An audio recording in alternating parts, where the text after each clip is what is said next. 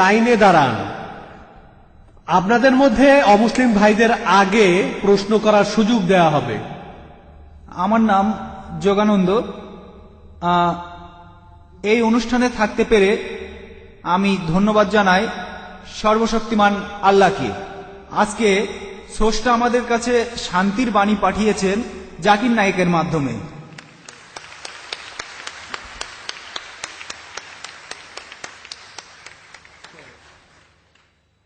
মানব জাতির শান্তি, এছাড়া হিন্দু মুসলমানের শান্তি। তাই আপনাকে অনেক ধন্যবাদ জানাচ্ছি। আপনি অসাধারণ একটা কাজ করেছেন। যেভাবে আপনি বেদ আর অন্যান্য ধর্মগ্রন্থ থেকে উদ্ধৃতি দিলেন, অসাধারণ একটা কাজ করেছেন। তারপরও আমাদের হিন্দুইজমে একটা জিনিস রয়েছে, সেটা হলো সিদ্ধান্ত। আপনি এখানে বেদান্ত নিয়ে কথা বলেছেন। যদি সিদ্ধান্ত পড়েন তাহলে হিন্দুইজম নিয়ে আরো বলতে পারবেন, আর এটা আমাদের মানবজাতির শান্তির জন্য ভালো হবে। আচ্ছা, অনেক ধন্যবাদ, অনেক ধন্যবাদ।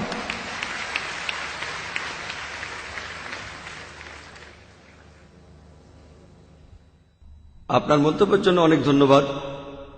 তিনি আমার প্রচেষ্টাকে পছন্দ করেছেন। আমি জানি আমরা অনেক বিষয় নিয়ে কথা বলতে পারি। সাধারণত আমার লেকচারের সময় থাকে 1 ঘন্টা থেকে 1 ঘন্টা 15 মিনিট, কিন্তু আজকে আমাকে লেকচারের সময় দেওয়া হয়েছিল 1.5 ঘন্টা, কিন্তু আমি কথা বলেছি 1 ঘন্টা 40 মিনিট। আমি জানি আমরা যা কিছু করছি আমাদের এই কাজগুলো মহাসাগরে 1 বিন্দু পানির সমান। বিস্তারিত জানার জন্য আমার ভিডিও ক্যাসেট দেখতে পারেন, concept of god in major religions. এছাড়াও দেখতে পারেন মেজর রিলিজিয়ান্স স্ক্রিপচার্স। এইসব বিষয় আর হিন্দুইজমের উপর আমি বেশ কিছু বইও লিখেছি। ইনশাল্লাহ এই বইগুলো পড়লে আপনারা হিন্দুইজম আর ইসলাম ধর্মের সাদৃশ্য সম্পর্কে অনেক কিছু জানতে পারবেন। আশা করি উত্তরটা পেয়েছেন।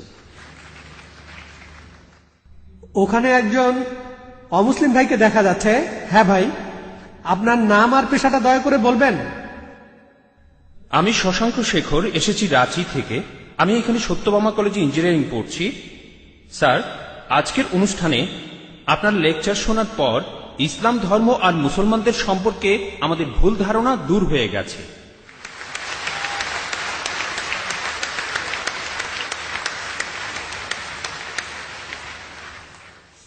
স্যার, আমি জম্মু আর কাশ্মীরে গিয়েছি, সেখানকার ভীতিকর অবস্থা দেখেছি। মানুষ সেখানে কষ্টে আছে মুসলমানদের সেই তথাকথিত জিহাদের কারণে। স্যার, আমার প্রশ্নটা হলো, ইসলাম কি এইসব কাজের অনুমতি দেয়? যদি না দেয় তাহলে এই জিহাদ শব্দটার অর্থ আসলে কি? কারণ পবিত্র কোরআনেই সূরা আরাফের 56 নম্বর আয়াতে বলা হয়েছে, তোমরা বিপর্যয় ঘটিও না। অথবা সূরা শুরার 40 নম্বর আয়াতে বলা হয়েছে যে প্রতিশোধ নেয়ার চাইতে ক্ষমা করা উত্তম। অথবা সূরা মাইদার 32 নম্বর আয়াতে বলা হয়েছে যে যদি কেউ কাউকে হত্যা করে সে মানব জাতিকেই হত্যা করল। স্যার, একই বিষয় নিয়ে আমার আরো প্রশ্ন আছে। সেটা হলো, ইসলাম ধর্মে কোন জিনিসটাকে আমরা বেশি গুরুত্ব দেব, ধর্ম বা মাযহাব, নাকি আমাদের দেশ, মাদারল্যান্ড, মাতৃভূমি বা কওম? অনেক ধন্যবাদ। ভাই, আপনি খুব সুন্দর একটা প্রশ্ন করেছেন। প্রথম প্রশ্নটা হচ্ছে ইসলাম ধর্মে জিহাদ নিয়ে। প্রশ্ন করলেন যে কেন মানুষ যুদ্ধ করছে, কাশ্মীরে যা হচ্ছে জিহাদ, এটাকে ইসলাম কি অনুমতি দেয়? জিহাদ শব্দের অর্থ কি? এটা কি কোরআনে সূরা মাইদার 32 নম্বর আয়াতের বিরুদ্ধে যায় না? ভাই, এই জিহাদ সম্পর্কে বলি, এ ব্যাপারে ভুল ধারণা শুধু অমুসলিমদের মধ্যে নেই, মুসলমানদের মধ্যেও রয়েছে। বেশিরভাগ মানুষই এমনটা ভাবে যে কোনো মুসলিম যদি কোনো যুদ্ধ করে, যে কোনো যুদ্ধ হতে পারে নিজের সুবিধার জন্য, হতে পারে পলিটিক্সের জন্য, হোক সেটা ভাষার জন্য, হোক বর্ণের জন্য, সেটাই হলো জিহাদ। মুসলমানদের যুদ্ধ করাটাকে জিহাদ বলা হয় না। জিহাদ শব্দটা এসেছে আরবি শব্দ জাহাদা থেকে, তার মানে চেষ্টা করা, তার মানে পরিশ্রম করা। জিহাদ মানে সংগ্রাম, কোনো কিছুর জন্য চেষ্টা বা পরিশ্রম করা।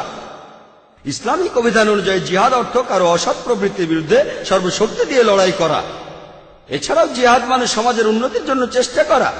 এছাড়াও জিহাদ শব্দটা যে যুদ্ধক্ষেত্রে আত্মরক্ষাকেও বোঝানো হয়ে থাকে। জিহাদের অর্থ অন্যায় অত্যাচারের বিরুদ্ধে লড়াই করা। জিহাদের মূল অর্থ চেষ্টা বা পরিশ্রম করা। অনেক মানুষের ভুল ধারণা আছে যে জিহাদ মানে পবিত্র যুদ্ধ। তারা জিহাদের অনুবাদ করে পবিত্র যুদ্ধ। পবিত্র যুদ্ধ বলে যে আরবি শব্দটা আছে সেটা হারবুম মুকাদ্দাসা। যদি আপনারা কোরআন পড়েন, কোরআনের কোথাও পাবেন না, একটা আয়াতও নেই। অথবা নবীজি সাল্লাল্লাহু আলাইহি সাল্লামের সহিহ হাদিসেও কোনো জায়গায় হারবুম মুকাদ্দাসার কথা বলা নেই। এই শব্দটা কোরআন বা হাদিসে নেই। জিহাদ শব্দটার অনুবাদ কোনোভাবেই পবিত্র যুদ্ধ নয়। ঐতিহাসিকরা এই পবিত্র যুদ্ধ শব্দটা প্রথম ব্যবহার করেছিল খ্রিস্টানদের ক্রুসেডকে বোঝানোর জন্য, যারা খ্রিস্টান ধর্ম প্রচার করেছে আর হাজার হাজার মানুষ হত্যা করেছে।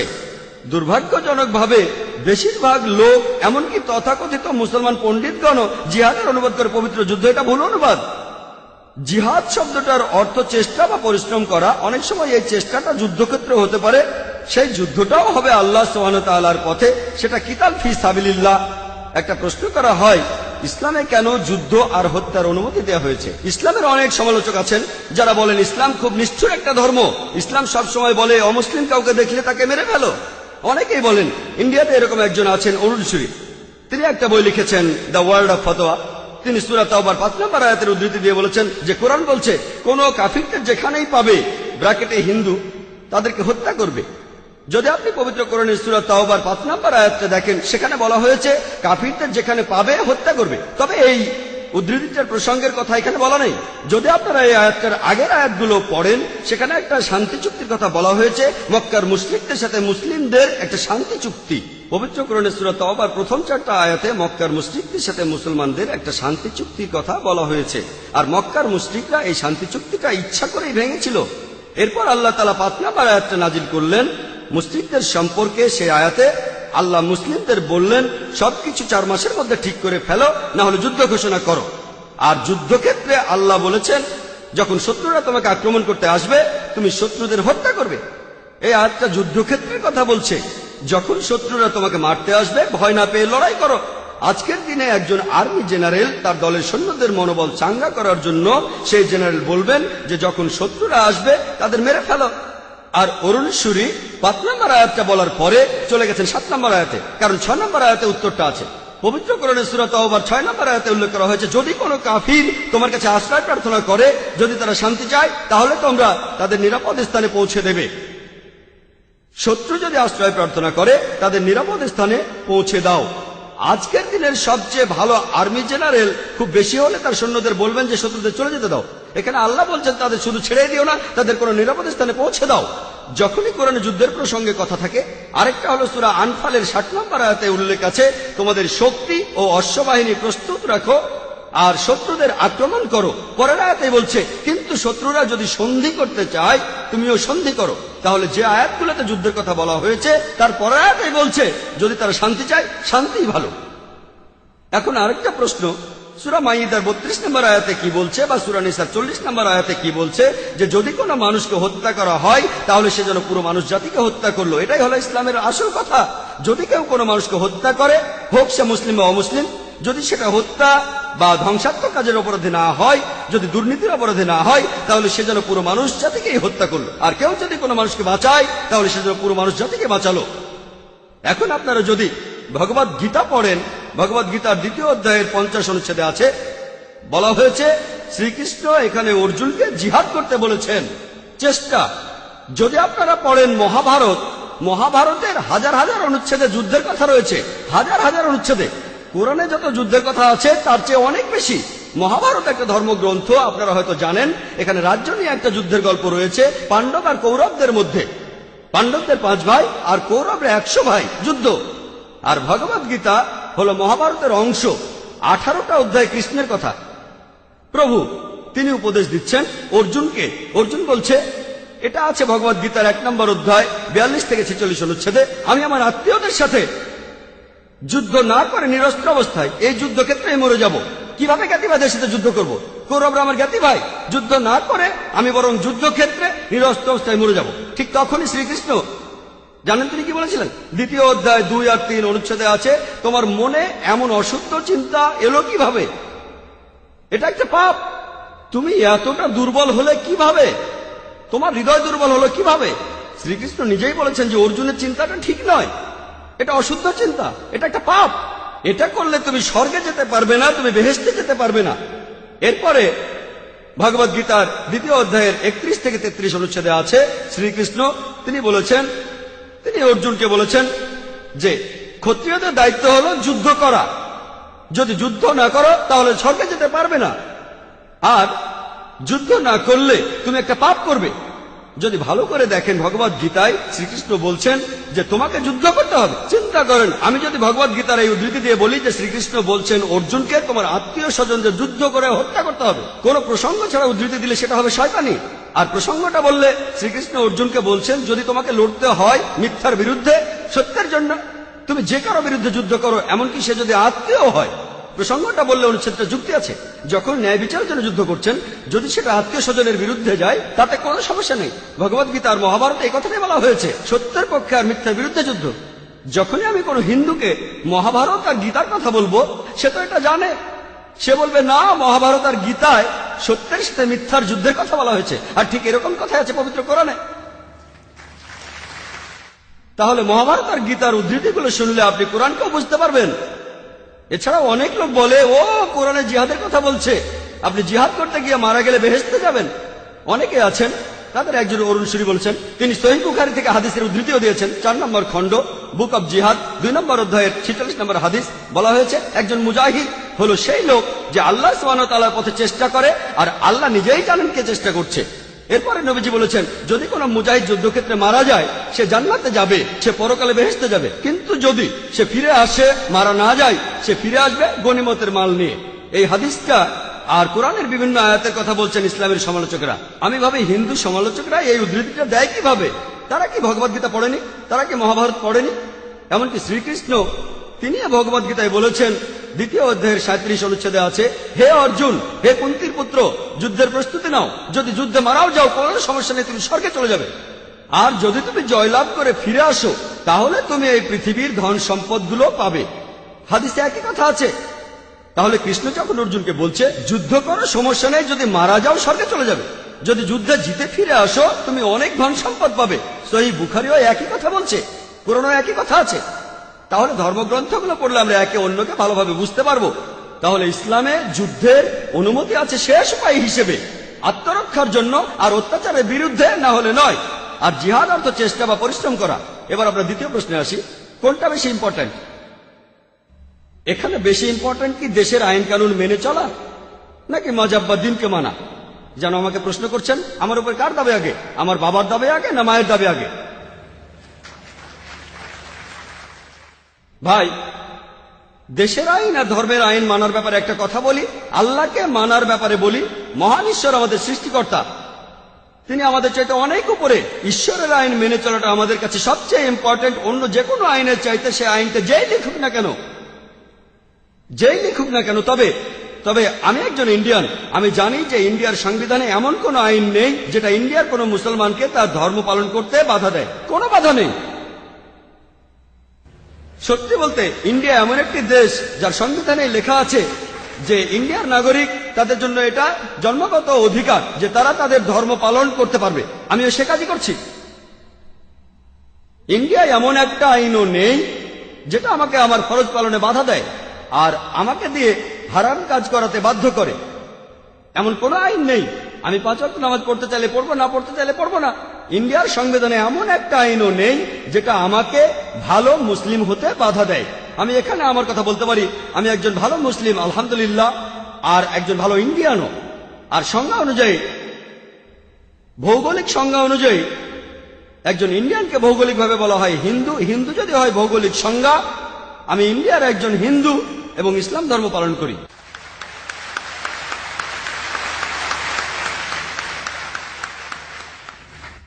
এবারের একজন অমুসলিম বোন এবার প্রশ্ন করবেন। সবাইকে শুভ সন্ধ্যা। আমার নাম আরতি, আমি ইঞ্জিনিয়ারিং এর স্টুডেন্ট। আমি এই কথা মানি যে সব ধর্মই আসলে কিছু বিশ্বাসের সমষ্টি।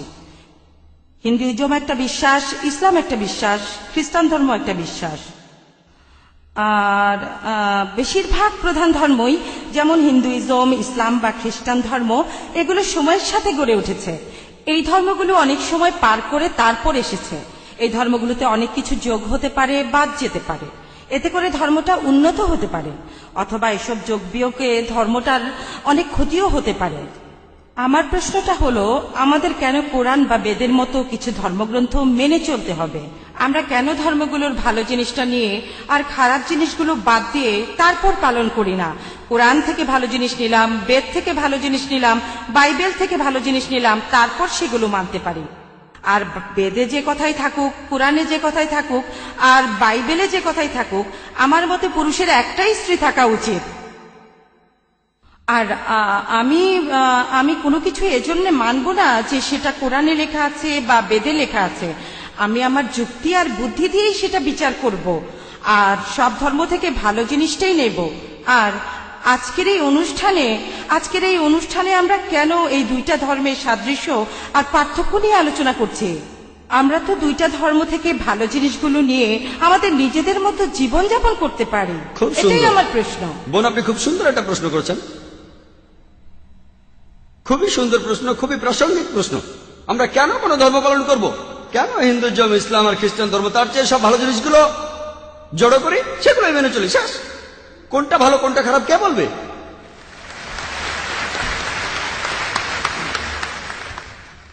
যেমন ধরুন, আমেরিকাতে স্কার্ট পরা আর শর্টস পরা খুবই কমন। পশ্চিমাদের এটা ভদ্রতা, তাদের জন্য স্কার্ট আর শর্টস পরা ভদ্রতা।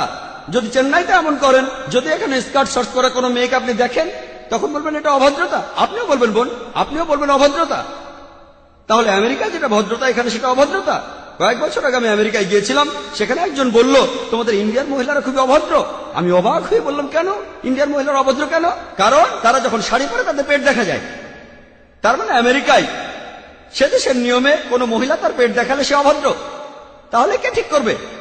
আপনি যদি মুসলিম দেশগুলোতে যান, আরব দেশগুলোতে, কোনো মহিলার দিকে তাকানো, কোনো মহিলার দিকে চোখ ফেরানো অন্যায়, অভদ্রতা। এখানে যদি কোনো মহিলাকে স্পর্শ না করে কথা বলেন, তার দিকে তাকান, সেটা ভদ্রতা। তাই ইন্ডিয়ানরা নমস্তে বলে স্পর্শ ছাড়া। পশ্চিমা দেশগুলোতে হ্যান্ডশেক করাটা খুবই কমন। একজন মহিলা আর একজন পুরুষ হ্যান্ডশেক করছে, সেটাই ভদ্রতা। শরীরের অন্যান্য অঙ্গ প্রত্যঙ্গ স্পর্শ না করে হ্যান্ডশেক করা কিছু পশ্চিমা দেশে এটাই হলো ভদ্রতা। অন্যান্য পশ্চিমা দেশে মহিলাদের ঠোঁটে আর গালে চুমু দেওয়াটা হলো ভদ্রতা। আর কিছু পশ্চিমা দেশে আপনি যা খুশি তাই করতে পারেন। পুরুষ আর মহিলা তারা স্বেচ্ছায় যা করবে সবই হলো ভদ্রতা।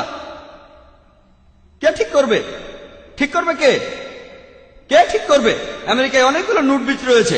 টাইমস অফ ইন্ডিয়া 2 মাস আগে পড়লাম, সমুদ্র ভ্রমণ, নুড ক্রুজ, জাহাজে যারা থাকবে সবাই উলঙ্গ থাকবে। তাদের জন্য এটা ভদ্রতা? কে ঠিক করবে? সবচেয়ে ভালো যিনি বলতে পারেন তিনি সৃষ্টিকর্তা।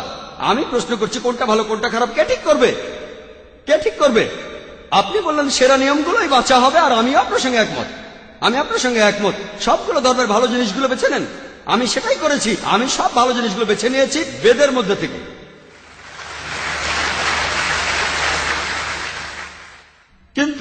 কিন্তু ভালো জিনিসটা আপনাদের জন্য ভালো নয়, এটাই সমস্যা।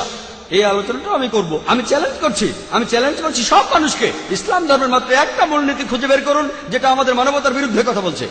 একটা।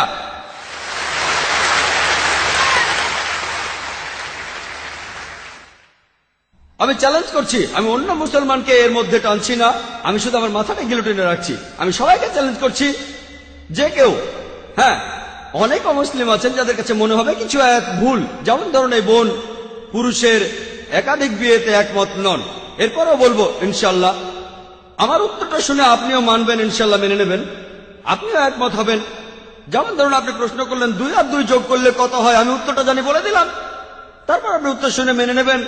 আমরা এখানে যেটা করব, যেসব ব্যাপারে আপনারা একমত নন, আপনার মাইকের সামনে এসে প্রশ্ন করবেন। আমি আসলে একজন ছাত্র হিসেবে যথাসাধ্য চেষ্টা করবো, আল্লাহ চাইলে উত্তরটা দিতে পারবো। এখন বেদ যে বলছে আপনি একাধিক বিয়ে করতে পারেন, খ্রিস্টানদের বাইবেল বলছে, কোরআনও বলছে। এখন আপনি এইসবের কোনোটাই মানতে চান না, সমস্যা নেই, আসুন আমরা যুক্তির কথা বলি, আমরা যুক্তি দিয়ে দেখি। বোন, আপনি কি জানেন প্রাকৃতিকভাবে ছেলেরা আর মেয়েরা সমান অনুপাতে জন্মায়? প্রাকৃতিকভাবে ছেলেরা আর মেয়েরা সমান অনুপাতে জন্ম নেয়। কিন্তু কোন ডাক্তারের কাছে যান, শিশুদের উপরে ডাক্তার, তিনি বলবেন যে মেয়ে শিশুরা বিভিন্ন জীবাণুর বিরুদ্ধে ছেলে শিশুর চেয়ে ভালোভাবে লড়াই করতে পারে। তাহলে শিশু বয়সে দেখা যায় মেয়ে শিশু যত মারা যায় তার চেয়ে ছেলে শিশু অনেক বেশি মারা যায়। শিশু বয়সে মেয়েদের সংখ্যা ছেলেদের চাইতে বেশি থাকে। তারপর সময় যায়, মানুষ ধূমপানের কারণে মারা যায়, মদ খাওয়ার কারণে মারা যায়, অ্যাক্সিডেন্টে মারা যায়, যুদ্ধে মারা যায়, এখানেও মেয়েদের চাইতে ছেলেরা বেশি মারা যায়। তাই আজকের দিনে পৃথিবীতে পুরুষের চাইতে মহিলার সংখ্যা অনেক বেশি। শুধুমাত্র কয়েকটা দেশে, ইন্ডিয়ার মতো তৃতীয় বিশ্বের কয়েকটা দেশে মেয়েদের সংখ্যা ছেলেদের চাইতে অনেক কম। কারণটা জানেন? কারণ হলো মেয়ে শিশু হত্যা। বিবিসির একটা রিপোর্টে এমিলিও বেকাননের কথা অনুযায়ী তিনি একটা প্রোগ্রামে বেশি বয়সে মৃত্যু নিয়ে বলেছিলেন প্রত্যেক দিন ইন্ডিয়াতে 3000-এরও বেশি মহিলা তাদের গর্ভপাত ঘটায় যখন জানতে পারে গর্ভের শিশুটি মেয়ে। তার মানে প্রতি বছরে ইন্ডিয়াতে 10 লাখেরও বেশি মহিলা গর্ভপাত ঘটায় যখন জানতে পারে গর্ভের শিশুটি মেয়ে। যদি এই অশুভ প্রথাটি বন্ধ করা যায়, আর তামিলনাড়ুর সরকারি হাসপাতালের রিপোর্ট অনুযায়ী আপনাদের এই প্রদেশেই এই রিপোর্ট বলছে প্রতি 10 জন মেয়ে সন্তানের 4 জনকে মারা হয়, এই কাজটা কি সঠিক? এটা ভুল। যদি এই অশুভ প্রথা বন্ধ করেন তাহলে ইন্ডিয়াতেও মেয়েদের সংখ্যা হবে ছেলেদের সংখ্যা চাইতে বেশি। শুধুমাত্র আমেরিকাতেই মেয়েদের সংখ্যা ছেলেদের চাইতে 78 লক্ষ বেশি। শুধু ইংল্যান্ডে ছেলেদের চাইতে মেয়েদের সংখ্যা 40 লক্ষ বেশি। জার্মানিতে মেয়েদের সংখ্যা 50 লক্ষ বেশি। শুধু রাশিয়াতে মেয়েদের সংখ্যা হচ্ছে 90 লক্ষ বেশি। আল্লাহ জানেন পৃথিবীতে মেয়েদের সংখ্যা ছেলেদের চাইতে কতজন বেশি। মনে করুন হাইপোথেটিক্যাল প্রশ্ন, ধরুন আমার বোন সে আমেরিকায় থাকে, অথবা আপনার বোন সে আমেরিকায় থাকে ইউএসএ, আর সেখানকার বিয়ের বাজারে প্রত্যেক পুরুষ একটা করে বিয়ে করেছে, তবুও সেখানে 78 লক্ষ মহিলা থাকবে যারা কোনো জীবন সঙ্গী খুঁজে পাবে না। তাদের জন্য তখন একটা উপায় খোলা থাকে, যেসব মহিলা জীবন সঙ্গী খুঁজে পাবে না তারা হয় কারো দ্বিতীয় স্ত্রী হতে পারে অথবা হতে পারে জনগণের সম্পত্তি। হয়তো বলবেন জনগণের সম্পত্তি, ভাই জাকির এটা খারাপ শব্দ। বোন সবচেয়ে ভদ্র ভাষায় আমি এটাই বলতে পারি, এর চেয়ে ভালো কোনো শব্দ জানা নেই।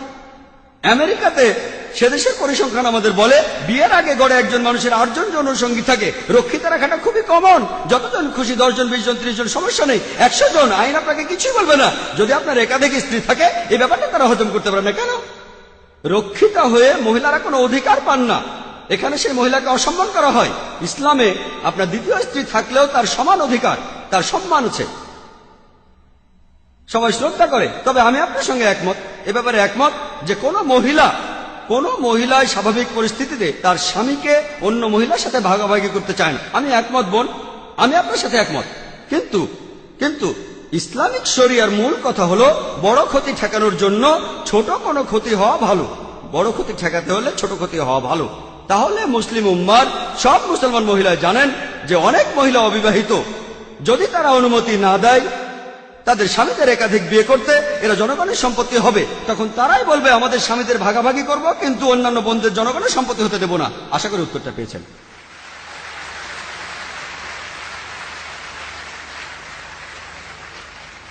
এর পরের প্রশ্নটা পুরুষদের মধ্য থেকে। হ্যাঁ ভাই।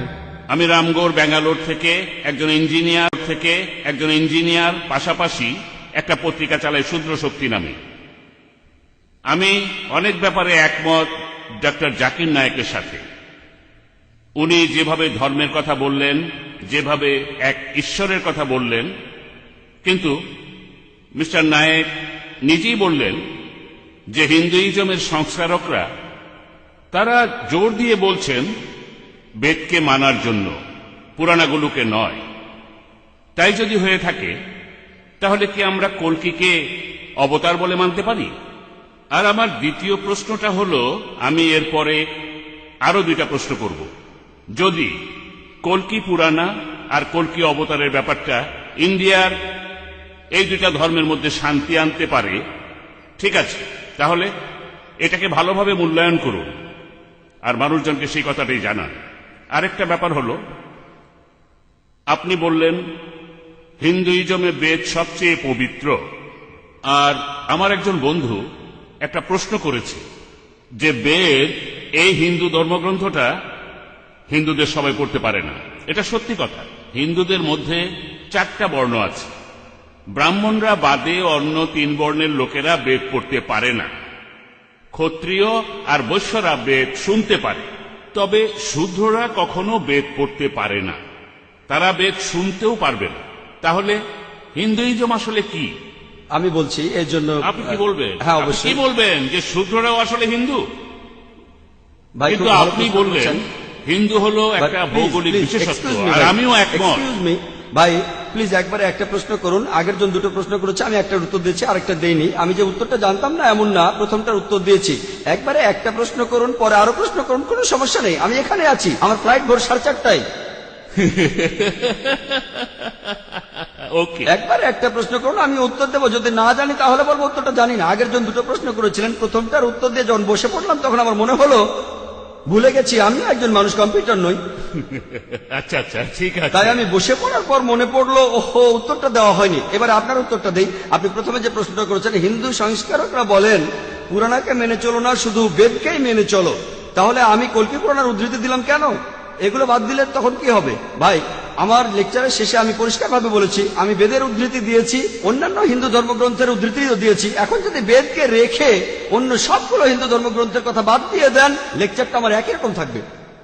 সর্বশেষ আর চূড়ান্ত নবীর কথা শুধু পুরাণাতেই বলা হয়নি, শুধু কল্কি পুরাণ থেকে না, আমি বেদ থেকে অনেকগুলো উদ্ধৃতি দিয়েছি। আপনি হয়তো শোনেননি, আপনি চাইলে আবারও বলতে পারি। কি বলবো? ঋগ্বেদের 1 নম্বর গ্রন্থের 13 অনুচ্ছেদের 3 নম্বর পরিচ্ছেদ, ঋগ্বেদের 1 নম্বর গ্রন্থের 18 অনুচ্ছেদের 9 নম্বর পরিচ্ছেদ, ঋগ্বেদের 1 নম্বর গ্রন্থের 142 অনুচ্ছেদের 3 পরিচ্ছেদ, শুধুমাত্র বেদের মধ্যেই কয়েকশো পরিচ্ছেদে মোহাম্মদ সাল্লাল্লাহু আলাইহি ওয়াসাল্লামের কথা বলা হয়েছে।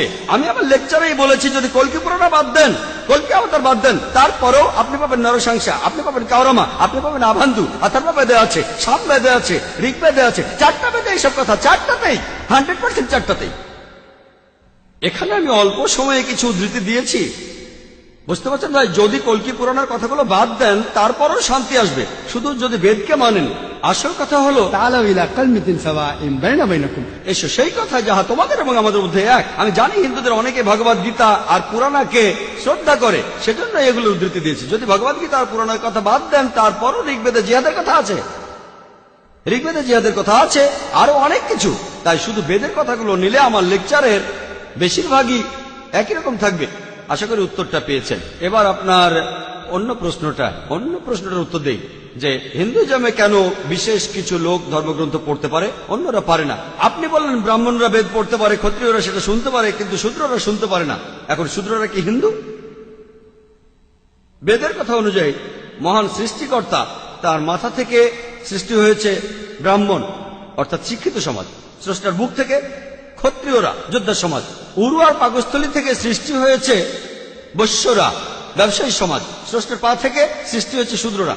তাহলে এটা একটা বর্ণ প্রথা যেটা আছে হিন্দুইজমে, আর আমি এটা মানি না। এমনকি সংস্কারকরা রাজা রামমোহন রায় তিনিও মানেননি, জাস্টিস রানারে তিনিও মানেননি। আল্লাহ পবিত্র কোরআনে বলছেন, সূরা হুজুরাতে 13 নম্বর আয়াতে উল্লেখ আছে, يا أيها الناس إنا خلقناكم من ذكر وأنثى وجعلناكم شعوبا وقبائل لتعارفوا إن أكرمكم عند الله أتقاكم إن الله عليم خبير। ও মানুষ জাতি, আমি তোমাদের সৃষ্টি করেছি এক পুরুষ ও এক নারী থেকে, পরে তোমাদের বিভক্ত করেছি বিভিন্ন জাতীয় গোত্রে, যাতে তোমরা একে অপরের সাথে পরিচিত হতে পারো। এজন্য নয় যে তোমরা একে অন্যকে ঘৃণা করবে। আর তোমাদের মধ্যে আল্লাহর নিকট সেই ব্যক্তি সবচেয়ে মর্যাদা সম্পন্ন যার রয়েছে তাকওয়া, যেটা দিয়ে বিচার করা হবে। সেটা জাতবর্ণ না, গায়ের রং না, আর লিঙ্গ না, সেটা হলো তাকওয়া, আল্লাহকে মেনে চলা, ন্যায়পরায়ণতা, ধার্মিকতা। আল্লাহ কোরআনে বলছেন সূরা ইসরার 70 নম্বর আয়াতে উল্লেখ করা আছে যে ولقد كرمنا بني آدم। আমি তো সব আদম সন্তানকে মর্যাদা দান করেছি। এখন আপনি হিন্দু পরিবারে বা খ্রিস্টান পরিবারে বা মুসলিম পরিবারে জন্মান, যদি বনি আদম হয়ে থাকেন, যদি মানুষ হয়ে থাকেন, আপনি মর্যাদা পাবেন। ইসলাম ধর্মে পৃথিবীর সব মানুষই সমান। আপনি যে জিনিসটা দিয়ে উপরে উঠতে পারেন সেটা তাকওয়া, আল্লাহকে মেনে চলা, ধার্মিকতা দিয়ে, ন্যায়পরায়ণতা দিয়ে। হিন্দুজমের বর্ণভেদকে আমি মানি না। আমি যেটা বিশ্বাস করি, অনেক পণ্ডিত বলেন এই নিয়মটা বানানো হয়েছে যাতে উঁচু বর্ণের ব্রাহ্মণরা শাসন করতে পারে। এখানে তাদের কথাটা হলো, তুমি শূদ্র, তুমি নিচু বর্ণের শূদ্রের মতোই থাকো, যদি আমার সেবা করো পরের জীবনে তুমি ভালো মানুষ হবে, তবে এই জীবনে আমার সেবা করো। তাই আমার মতে এগুলো সৃষ্টিকর্তার কথা নয়। আর এজন্যই হিন্দু ধর্মের সংস্কারকরা এই প্রথার বিরুদ্ধে কথা বলেছেন, ব্রাহ্মণদের বিরুদ্ধে বলেছেন, ক্ষত্রিয়দের বিরুদ্ধে বলেছেন। আমার মত অনুযায়ী ভালো করে দেখলে এই বর্ণ প্রথাটা একটা ভুল। আর এই ধর্মগ্রন্থ সবাই পড়তে পারে, হোক সে ধনী বা গরিব, হোক সে ব্যবসায়ী অথবা যোদ্ধা অথবা রাজা, কারণ এই বইটা স্রষ্টার কাছ থেকে এসেছে, মহান সৃষ্টিকর্তা। আর প্রত্যেকেরই জানা উচিত স্রষ্টা আমাদের কি নির্দেশ দিয়েছেন। আশা করি উত্তরটা পেয়েছেন।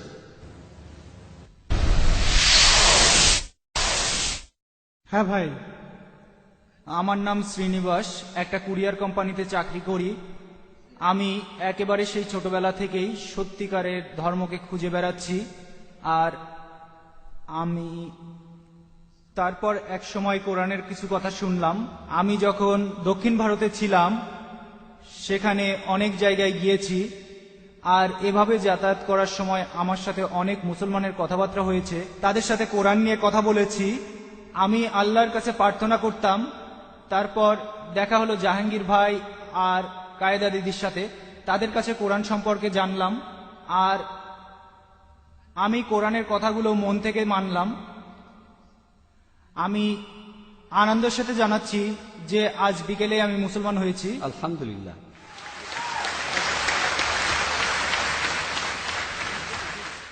এই অনুষ্ঠানের আগে এই এক্সিবিশন হলে আর আমি আসলে কয়েকটা প্রশ্ন করতে চাই ডাক্তার জাকির নায়েকের কাছে। অবশ্যই। তার একটা হলো, আমার কাছে এখনো কোনো কোরআন শরীফ নেই। আমি লোকজনের মুখে কোরআনের আয়াত শুনেছি, তার মধ্যে আমার কয়েকটা আয়াত মনে আছে। যেমন সূরা ইসরার 40 নম্বর আয়াত বলছে, আল্লাহ কি তোমাদের পুত্র দিয়েছে আর তিনি ফেরেশতাদের কন্যা রূপে গ্রহণ করেছেন। আমি এই আয়াতটা বুঝতে পারিনি। এছাড়া আরেকটা প্রশ্ন, হারুর জিনিসটা কি? জি, হারুর বেহেশতের সঙ্গী। হুর, হুর। যখন মানুষ বেহেশতে যাবে তখন এই সঙ্গীরা থাকবে। ভাই আপনি বলছেন হুর, হুর, হ্যাঁ, হুর, হুর, ঠিক বেহেশতের বলেছেন, হুর। বেহেশতের সঙ্গী। ভাই আপনি কোরআনের একটি আয়াত বললেন আর সেই আয়াতটা নিয়ে প্রশ্ন করলেন, তবে তার আগে আপনাকে অভিনন্দন জানাই, শান্তির ধর্মে স্বাগতম। ধন্যবাদ।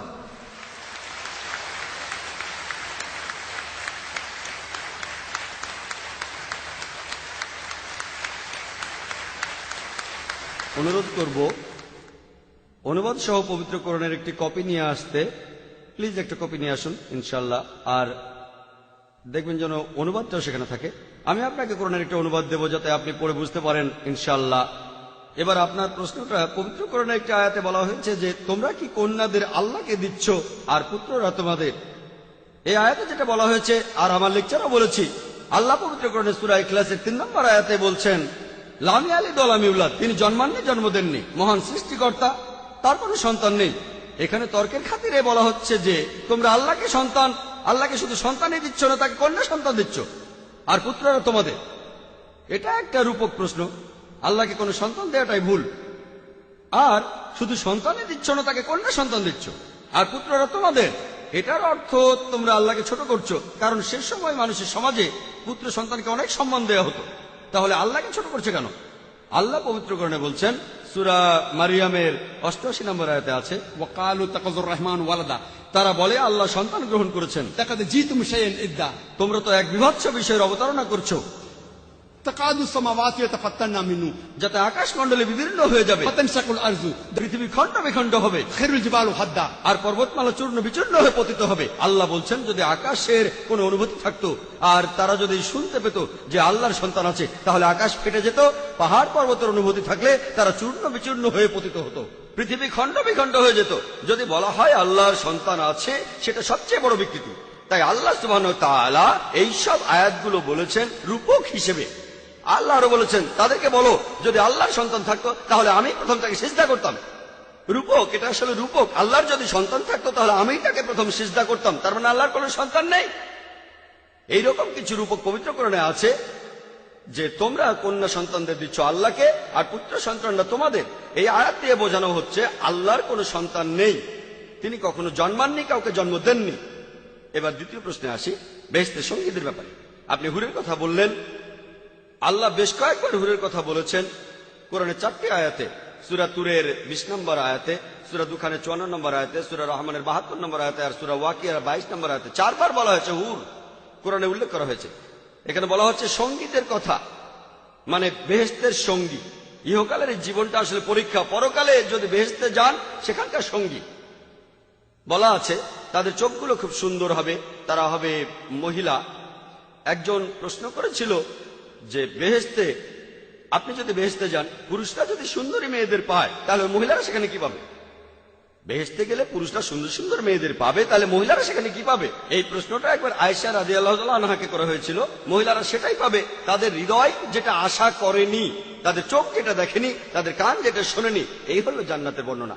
তাহলে মহিলারা বেহেশতে সেটাই পাবে, তাদের হৃদয় যেটা কখনো আশা করেনি, তাদের চোখ যেটা দেখেনি, তাদের কান যেটা শোনেনি। এই হলো জান্নাতের বর্ণনা। এখানে সংক্ষেপে বলা হচ্ছে যে বেহেশতে কি হবে, সেখানে দুধ আর মধুর নদী থাকবে। আপনি ধনী লোক হলে এই পৃথিবীতে দুধের নদী বানাতে পারেন, কিন্তু সেই দুধ আমাদের পরিচিত দুধের চেয়ে আলাদা হবে। বেহেশতের ফল পরিচিত ফলের চেয়ে আলাদা হবে। বেহেশতের হুর আমাদের চেনা জানা মেয়েদের চেয়ে আলাদা হবে। তাদের সাথে মিস ওয়ার্ল্ড বা মিস ইউনিভার্সকে তুলনাই করা যাবে না, তারা অনেক উঁচু স্তরে।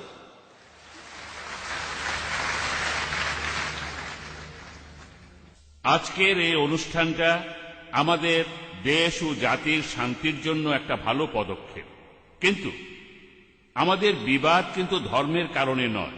আশা করি বুঝেছেন, আমাদের মধ্যকার বিবাদটা ধর্মের কারণে নয়, ঈশ্বরের কারণে নয়, ধর্মগ্রন্থের কারণে নয়।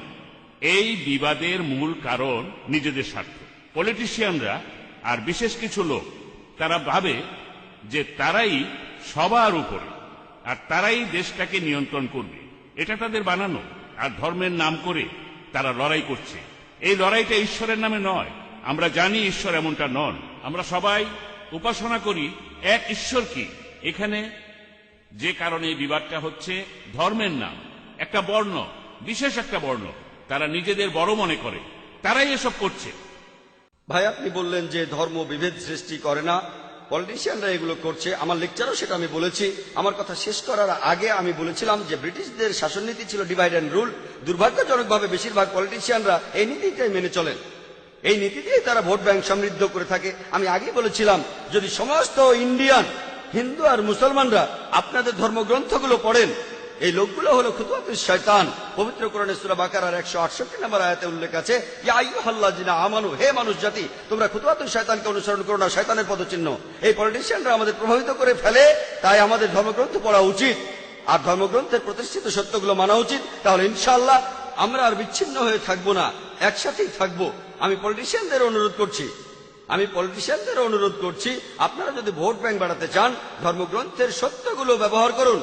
আপনাদের ভোট ব্যাংক আরো বেড়ে যাবে।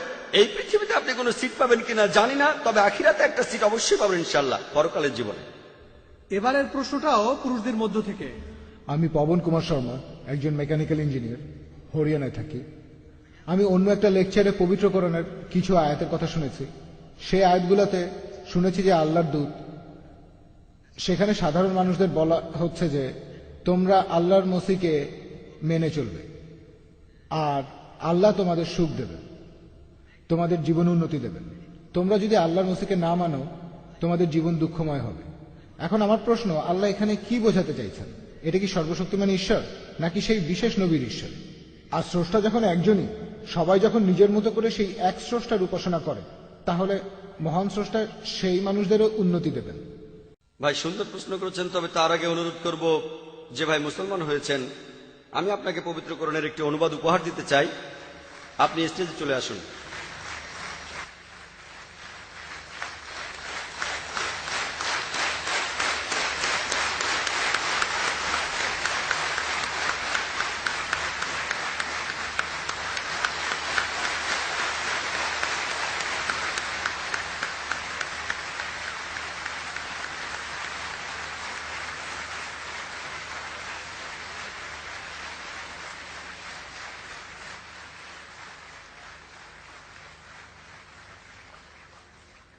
প্রশ্ন করলেন যে তিনি কোরআনের একটি আয়াতে পড়েছেন যে আপনি যদি সর্বশক্তিমান ঈশ্বরকে মেনে চলেন তাহলে সঠিক পথে থাকবেন, তা না হলে আপনি বিপথে চলে যাবেন।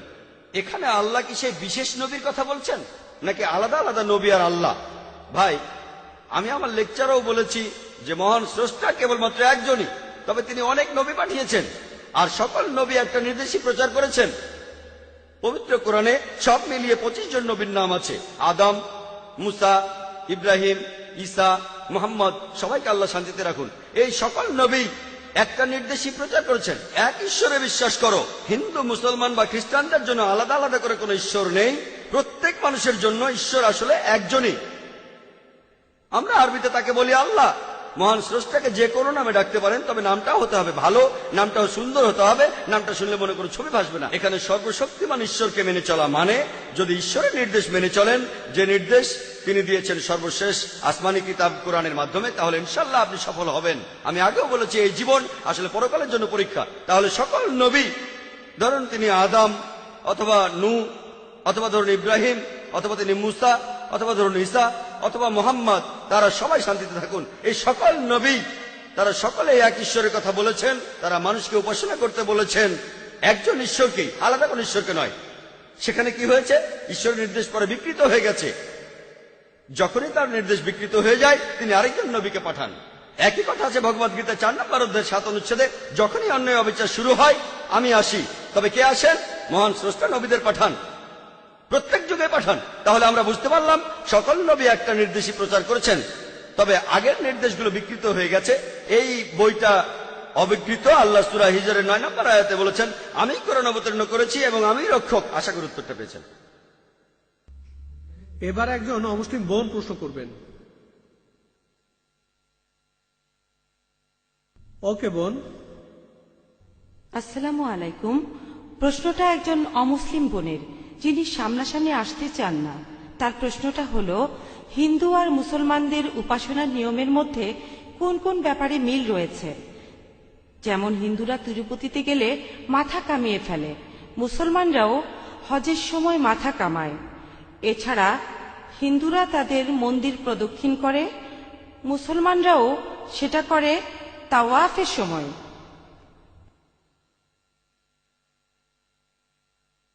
বোন একটা সুন্দর প্রশ্ন করেছেন যে হিন্দু আর মুসলমানদের উপাসনার মধ্যে কোন কোন ব্যাপারে মিল রয়েছে, আর উদাহরণও দিলেন।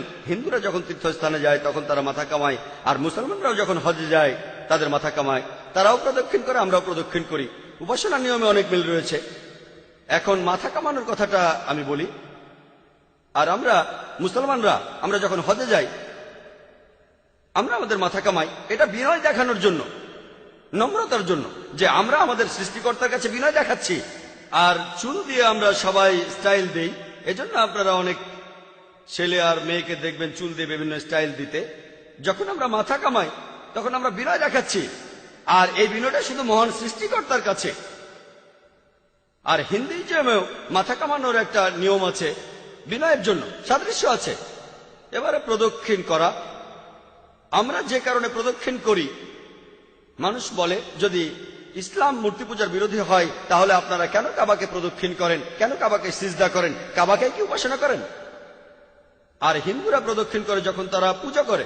হিন্দু আর মুসলমানদের প্রদক্ষিণ করাটা একরকম দেখালেও ব্যাপারটা আসলে আলাদা। আমাদের নামাজের সময় কাবার দিকে সিজদা করি, এটা হলো একটা দিক নির্দেশ, আমাদের কিবলা। কাবা হলো কিবলা। আমরা নামাজ পড়ার সময় কাবার দিকে ফিরে নামাজ পড়ি। এখন যদি এখানে নামাজ পড়তে চান, কেউ বলবে উত্তর দিকে, কেউ বলবে দক্ষিণ, কেউ পূর্ব, আর কেউ পশ্চিম। আমরা একতার জন্য সবাই একদিকে ফিরে নামাজ পড়ি। তাহলে যারা পশ্চিমে থাকে তারা পূর্ব দিকে, পূর্বের লোক পশ্চিমে, উত্তরের লোক দক্ষিণে, আর দক্ষিণের লোক উত্তরে ফিরে দাঁড়ায়। আর যদি আপনারা ভালো করে দেখেন, পৃথিবীর ম্যাপ, প্রথম পৃথিবীর ম্যাপ তৈরি করেন আল ইদ্রিসে 1154 সালে। মুসলমানরা যখন এই ম্যাপ এঁকেছিল, উত্তর মেরু ছিল নিচে আর দক্ষিণ মেরু উপরে, তখনও কাবা ছিল কেন্দ্রে। আর পরে পশ্চিমারা এই ম্যাপটা আঁকলো, তার ম্যাপটা উল্টে দিল, উত্তর মেরু উপরে, দক্ষিণ মেরু নিচে, তারপরে কেন্দ্রে কাবা আছে।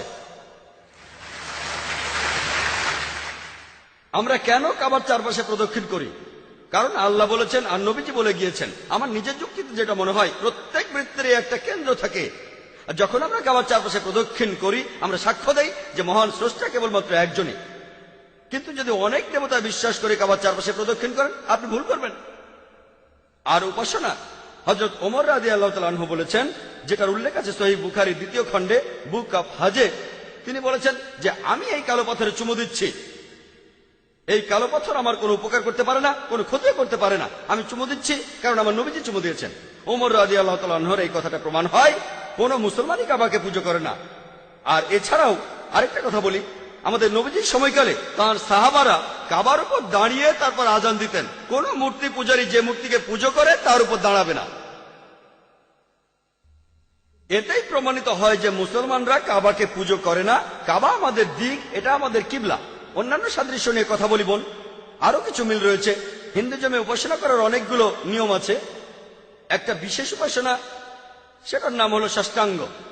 ষষ্ঠাঙ্গ শব্দটা এসেছে ষ, অষ্ট মানে 8, আর অঙ্গ মানে শরীরের প্রত্যঙ্গ। শরীরের 8টা প্রত্যঙ্গ। হিন্দুজমে উপাসনার একটা নিয়ম হলো শরীরের 8টা প্রত্যঙ্গ, 8টা প্রত্যঙ্গ স্পর্শ করা। আমরা কি করি? আমরা মুসলমানরা নামাজ পড়ার সময় সিজদা দেই, কপাল মাটিতে ছোঁয়াই, আমাদের নাক, 2 হাত, 2 হাঁটু আর 2 পা। ষষ্ঠাঙ্গ, শরীরের 8টা প্রত্যঙ্গ, কপাল, নাক, 2 হাত, 2 হাঁটু, 2 পা। আর সিজদা হলো নামাজের সবচেয়ে শ্রেষ্ঠ অংশ।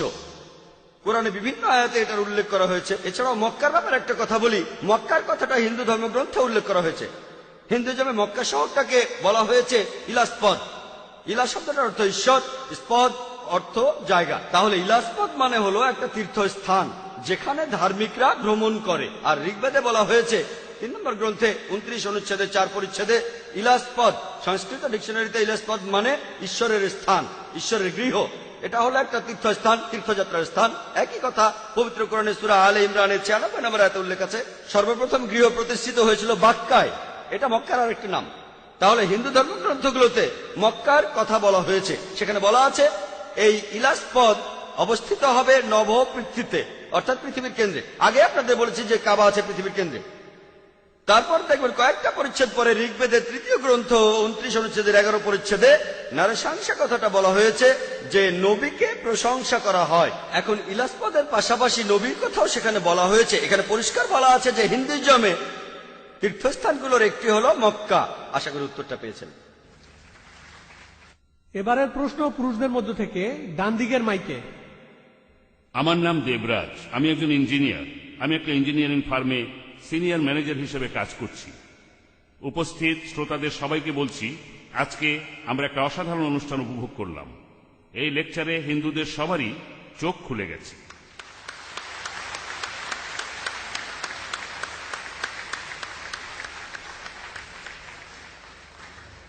আর আমি সত্যি মুগ্ধ হয়েছি, অবাক হয়েছি যেভাবে ডক্টর জাকির নায়েক বেদ আর উপনিষদ থেকে বিভিন্ন উদ্ধৃতি দিলেন।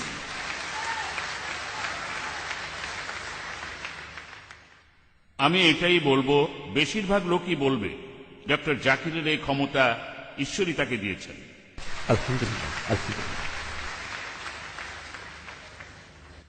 আজকে একটা ব্যাপার খেয়াল করলাম, ইসলাম ধর্মে স্পষ্ট করে বলা আছে মানুষের আসলে কি করা উচিত। হিন্দুইজমে এটা পরিষ্কার না, কথাগুলো আছে কিন্তু পরিষ্কার না। অনেকের মধ্যেই ভুল ধারণাগুলো আছে, অনেক ধরনের ধারণা, মতবাদ, বিশ্বাস সেখানে আছে। কথাগুলো কিন্তু আছে, একটু অন্যভাবে বলা আছে। আমি আপনাদের কাছে অনুরোধ করব যে হিন্দু পণ্ডিতদের আমন্ত্রণ করেন আর তারপর একটা বিতর্কের আয়োজন করেন, যাতে করে সবাই সত্যটা জানতে পারে।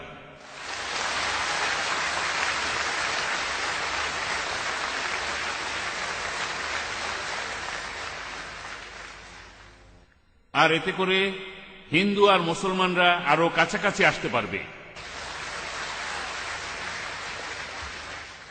আর সবাই মিলে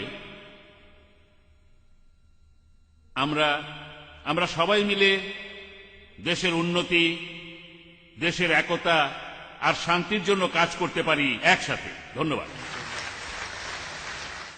ভাই, আপনি খুব ভালো পরামর্শ দিয়েছেন, আপনাকে অনেক ধন্যবাদ। আমি আপনার সাথে একমত যে এই আলোচনায় অনেক হিন্দুর চোখ খুলবে, এমনকি মুসলমানদেরও চোখ খুলবে। এই আলোচনাতে মুসলমানদেরও চোখ খুলবে, আমি শিওর। আপনারা কি বলেন? আর ভাই খুব ভালো পরামর্শ দিলেন যে হিন্দু ধর্মের পণ্ডিতদের ডেকে আমরা বিতর্ক করতে পারি। আমি বলবো মত বিনিময়। এ কথাটা পবিত্র কোরআনেও আছে। লেকচারের শুরুতে বলেছিলাম সূরা আল ইমরানের 64 নম্বর আয়াতে বলা হয়েছে, تعالوا إلى كلمة سواء بينكم। এসো সেই কথা যাহা তোমাদের এবং আমাদের মধ্যে এক। আমিও সেই কাজটাই করছি। আমি ইন্ডিয়ার বিভিন্ন প্রান্তে যাচ্ছি, পৃথিবীর বিভিন্ন প্রান্তে যাচ্ছি, মত বিনিময় করছি বিভিন্ন ধর্মের পণ্ডিত, খ্রিস্টান ধর্ম, হিন্দুইজম। আমি শুধু একজন ছাত্র, আমি কোনো পণ্ডিত নই, সামান্য একজন ছাত্র বিভিন্ন ধর্মের উপর। আমি কেরালা আর বোম্বেতে হিন্দু পুরোহিতদের সাথে মত বিনিময় করেছি।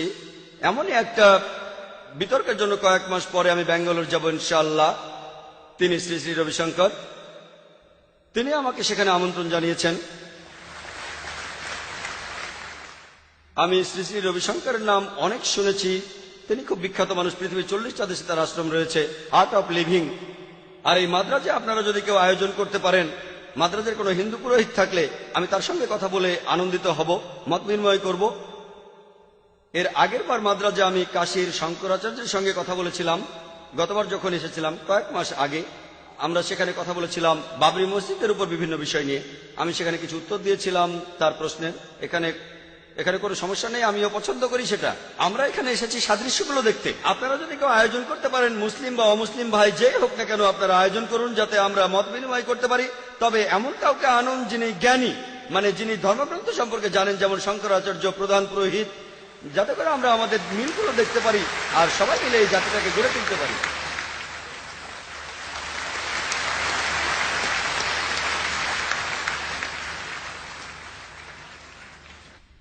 এবার প্রশ্ন করবেন একজন অমুসলিম বোন। মিস্টার জাকির, প্রশ্নটা করেছে আমার এক অমুসলিম বন্ধু। সে আমাকে বলে যে মুসলমানদের মধ্যেই বিভ্রান্তি আছে। মুসলমানরা নিজেরাই এক অন্যকে প্রশ্ন করে যে আপনি কি ওয়াহাবি নাকি আপনি একজন সুন্নি। তার মতে মুসলমানদের বিভ্রান্তির মধ্যে রয়েছে। এখন এই ব্যাপারে আপনি কি বলবেন? এ ব্যাপারে আমরা মুসলমানরা কি বলতে পারি? বোন, আপনি বললেন যে এক অমুসলিম বোন প্রশ্ন করেছেন যে মুসলমানদের নিজেদের মধ্যে বিভ্রান্তি আছে যে আপনি কি ওয়াহাবি নাকি হান্নাফি নাকি মাশরাফি নাকি মালিকি, তাহলে মুসলমানরা বিভ্রান্তির মধ্যে আছে। এর উত্তরটা কি? আমি অমুসলিম এই বোনের সাথে একমত। দুর্ভাগ্যজনকভাবে মুসলমানরা এখন অনেক ভাগে বিভক্ত। তবে আমি যখন হিন্দুদের বেদ পড়তে বলছি তখন মুসলমানদেরও কোরআন পড়তে বলছি।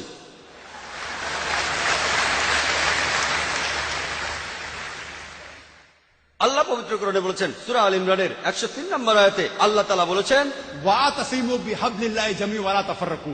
আল্লাহর রজ্জু শক্ত করে ধরো আর বিচ্ছিন্ন হয়েও না। আমরা আল্লাহর রশি ধরবো, আর সেই রশি হলো পবিত্র কোরআন আর সহিহ হাদিস। আল্লাহ কোরআনে বলছেন সূরা আল আনামের 159 নম্বর আয়াতে উল্লেখ আছে, যারা দিন সম্বন্ধে নানা মতে সৃষ্টি করেছে, হে রাসূল তাদের দায়িত্ব তোমার নয়। ইসলাম ধর্মে বিভিন্ন দল আর মত তৈরি করা এটা নিষিদ্ধ, এটা হারাম। কিন্তু যদি মুসলমানদের বলি আপনি কি, কেউ বলে আমি হানাফি, কেউ বলে মাশরাফি, কেউ বলে হামলি, কেউ বলে ওয়াহাবি। নবীজি কি ছিলেন? তিনি কি হানাফি? তিনি কি মাশরাফি? তিনি কি হামলি? তিনি কি মালিকি? তিনি কি ছিলেন? তিনি মুসলিম ছিলেন। পবিত্র কোরআনে সূরা আল ইমরানের 52 নম্বর আয়াতে উল্লেখ করা আছে ঈসা আলাইহিস সালাম, যিশু খ্রিস্ট, তিনি মুসলমান ছিলেন। পবিত্র কোরআনে সূরা আল ইমরানের 67 নম্বর আয়াতে উল্লেখ আছে যে ইব্রাহিম আলাইহিস সালাম তিনিও মুসলিম ছিলেন। পবিত্র কোরআনে সূরা ফুসিলাতে 33 নম্বর আয়াতে উল্লেখ করা আছে, ওয়ামান আহসানু ক্বালাম মিম্মান দা ইলাল্লাহি ওয়া আমিলা সালিহান ক্বালা ইন্নানি মিনাল মুসলিমিন। সেই ব্যক্তির চেয়ে কে উত্তম যে মানুষকে আহ্বান করে আল্লাহর পথে, সৎকর্ম করে আর বলে আমি মুসলমান। আমাদের নবী মুহাম্মদ সাল্লাল্লাহু আলাইহি ওয়াসাল্লাম মুসলমান ছিলেন। আল্লাহই বলেছেন আমরা হব মুসলমান। মুসলমানের চেয়ে ভালো কোনো বিশেষণ নেই। আর চারজন বিখ্যাত ইমামের সবাই, ইমাম আবু হানিফা, ইমাম মাশরাফি, ইমাম আহমদ ইবনে হাম্বল, ইমাম মালিক, আল্লাহ সবাইকে শান্তিতে রাখুন, তারা বিখ্যাত পণ্ডিত। আমি তাদের সবাইকে শ্রদ্ধা করি, পছন্দ করি। তারা বিখ্যাত পণ্ডিত। আর এই পণ্ডিতদের সবাই বলেছেন, এই চারজন ইমাম বলেছেন, যদি আমার কোনো ফতোয়া আল্লাহ ও রাসূলের বিরুদ্ধে যায় তাহলে তোমরা আমার ফতোয়াকে ছুঁড়ে ফেলে দাও।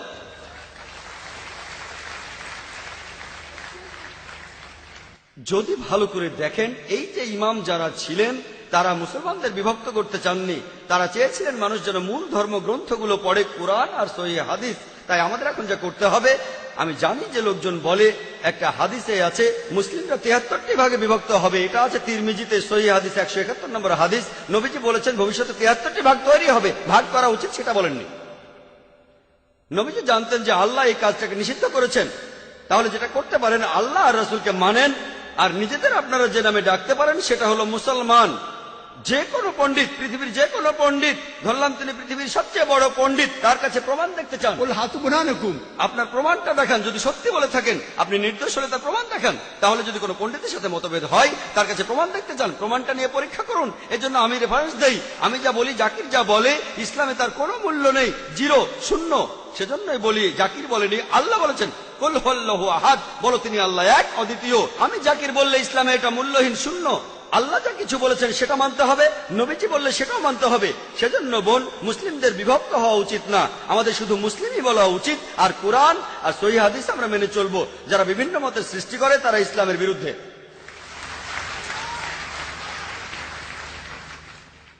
হ্যাঁ ভাই, প্রশ্নটা করুন। ডক্টর মহাদেব, আমি প্রাইভেট প্র্যাকটিস করি। গত পরশুদিন আমি আব্দুর রহিম গ্রিনের লেকচার শুনতে গিয়েছিলাম। তাকে একটা প্রশ্ন করেছিল একজন মেডিকেল স্টুডেন্ট।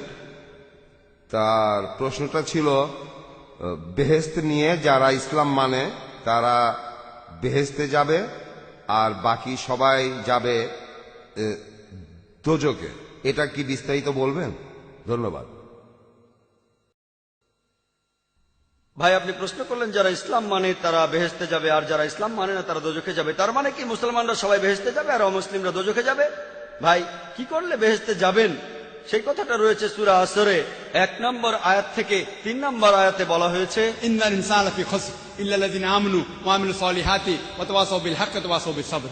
মহাকালের শপথ, মানুষ জাতি অবশ্যই ক্ষতিগ্রস্ত তারা বাদে যারা ঈমান আনে, যারা সৎকর্ম করে, যারা মানুষকে সত্যের উপদেশ দেয় অর্থাৎ দাওয়া, আর যারা মানুষকে ধৈর্যের উপদেশ দেয়, কোন মানুষ বেহেশতে যেতে চাইলে তার 4টা জিনিস লাগবে: ঈমান, বিশ্বাস, ইসলামের স্তম্ভগুলির মধ্যে একটা, সৎ পথে কাজ, মানুষকে সত্যের উপদেশ দেয়া আর মানুষকে ধৈর্যের উপদেশ দেয়া।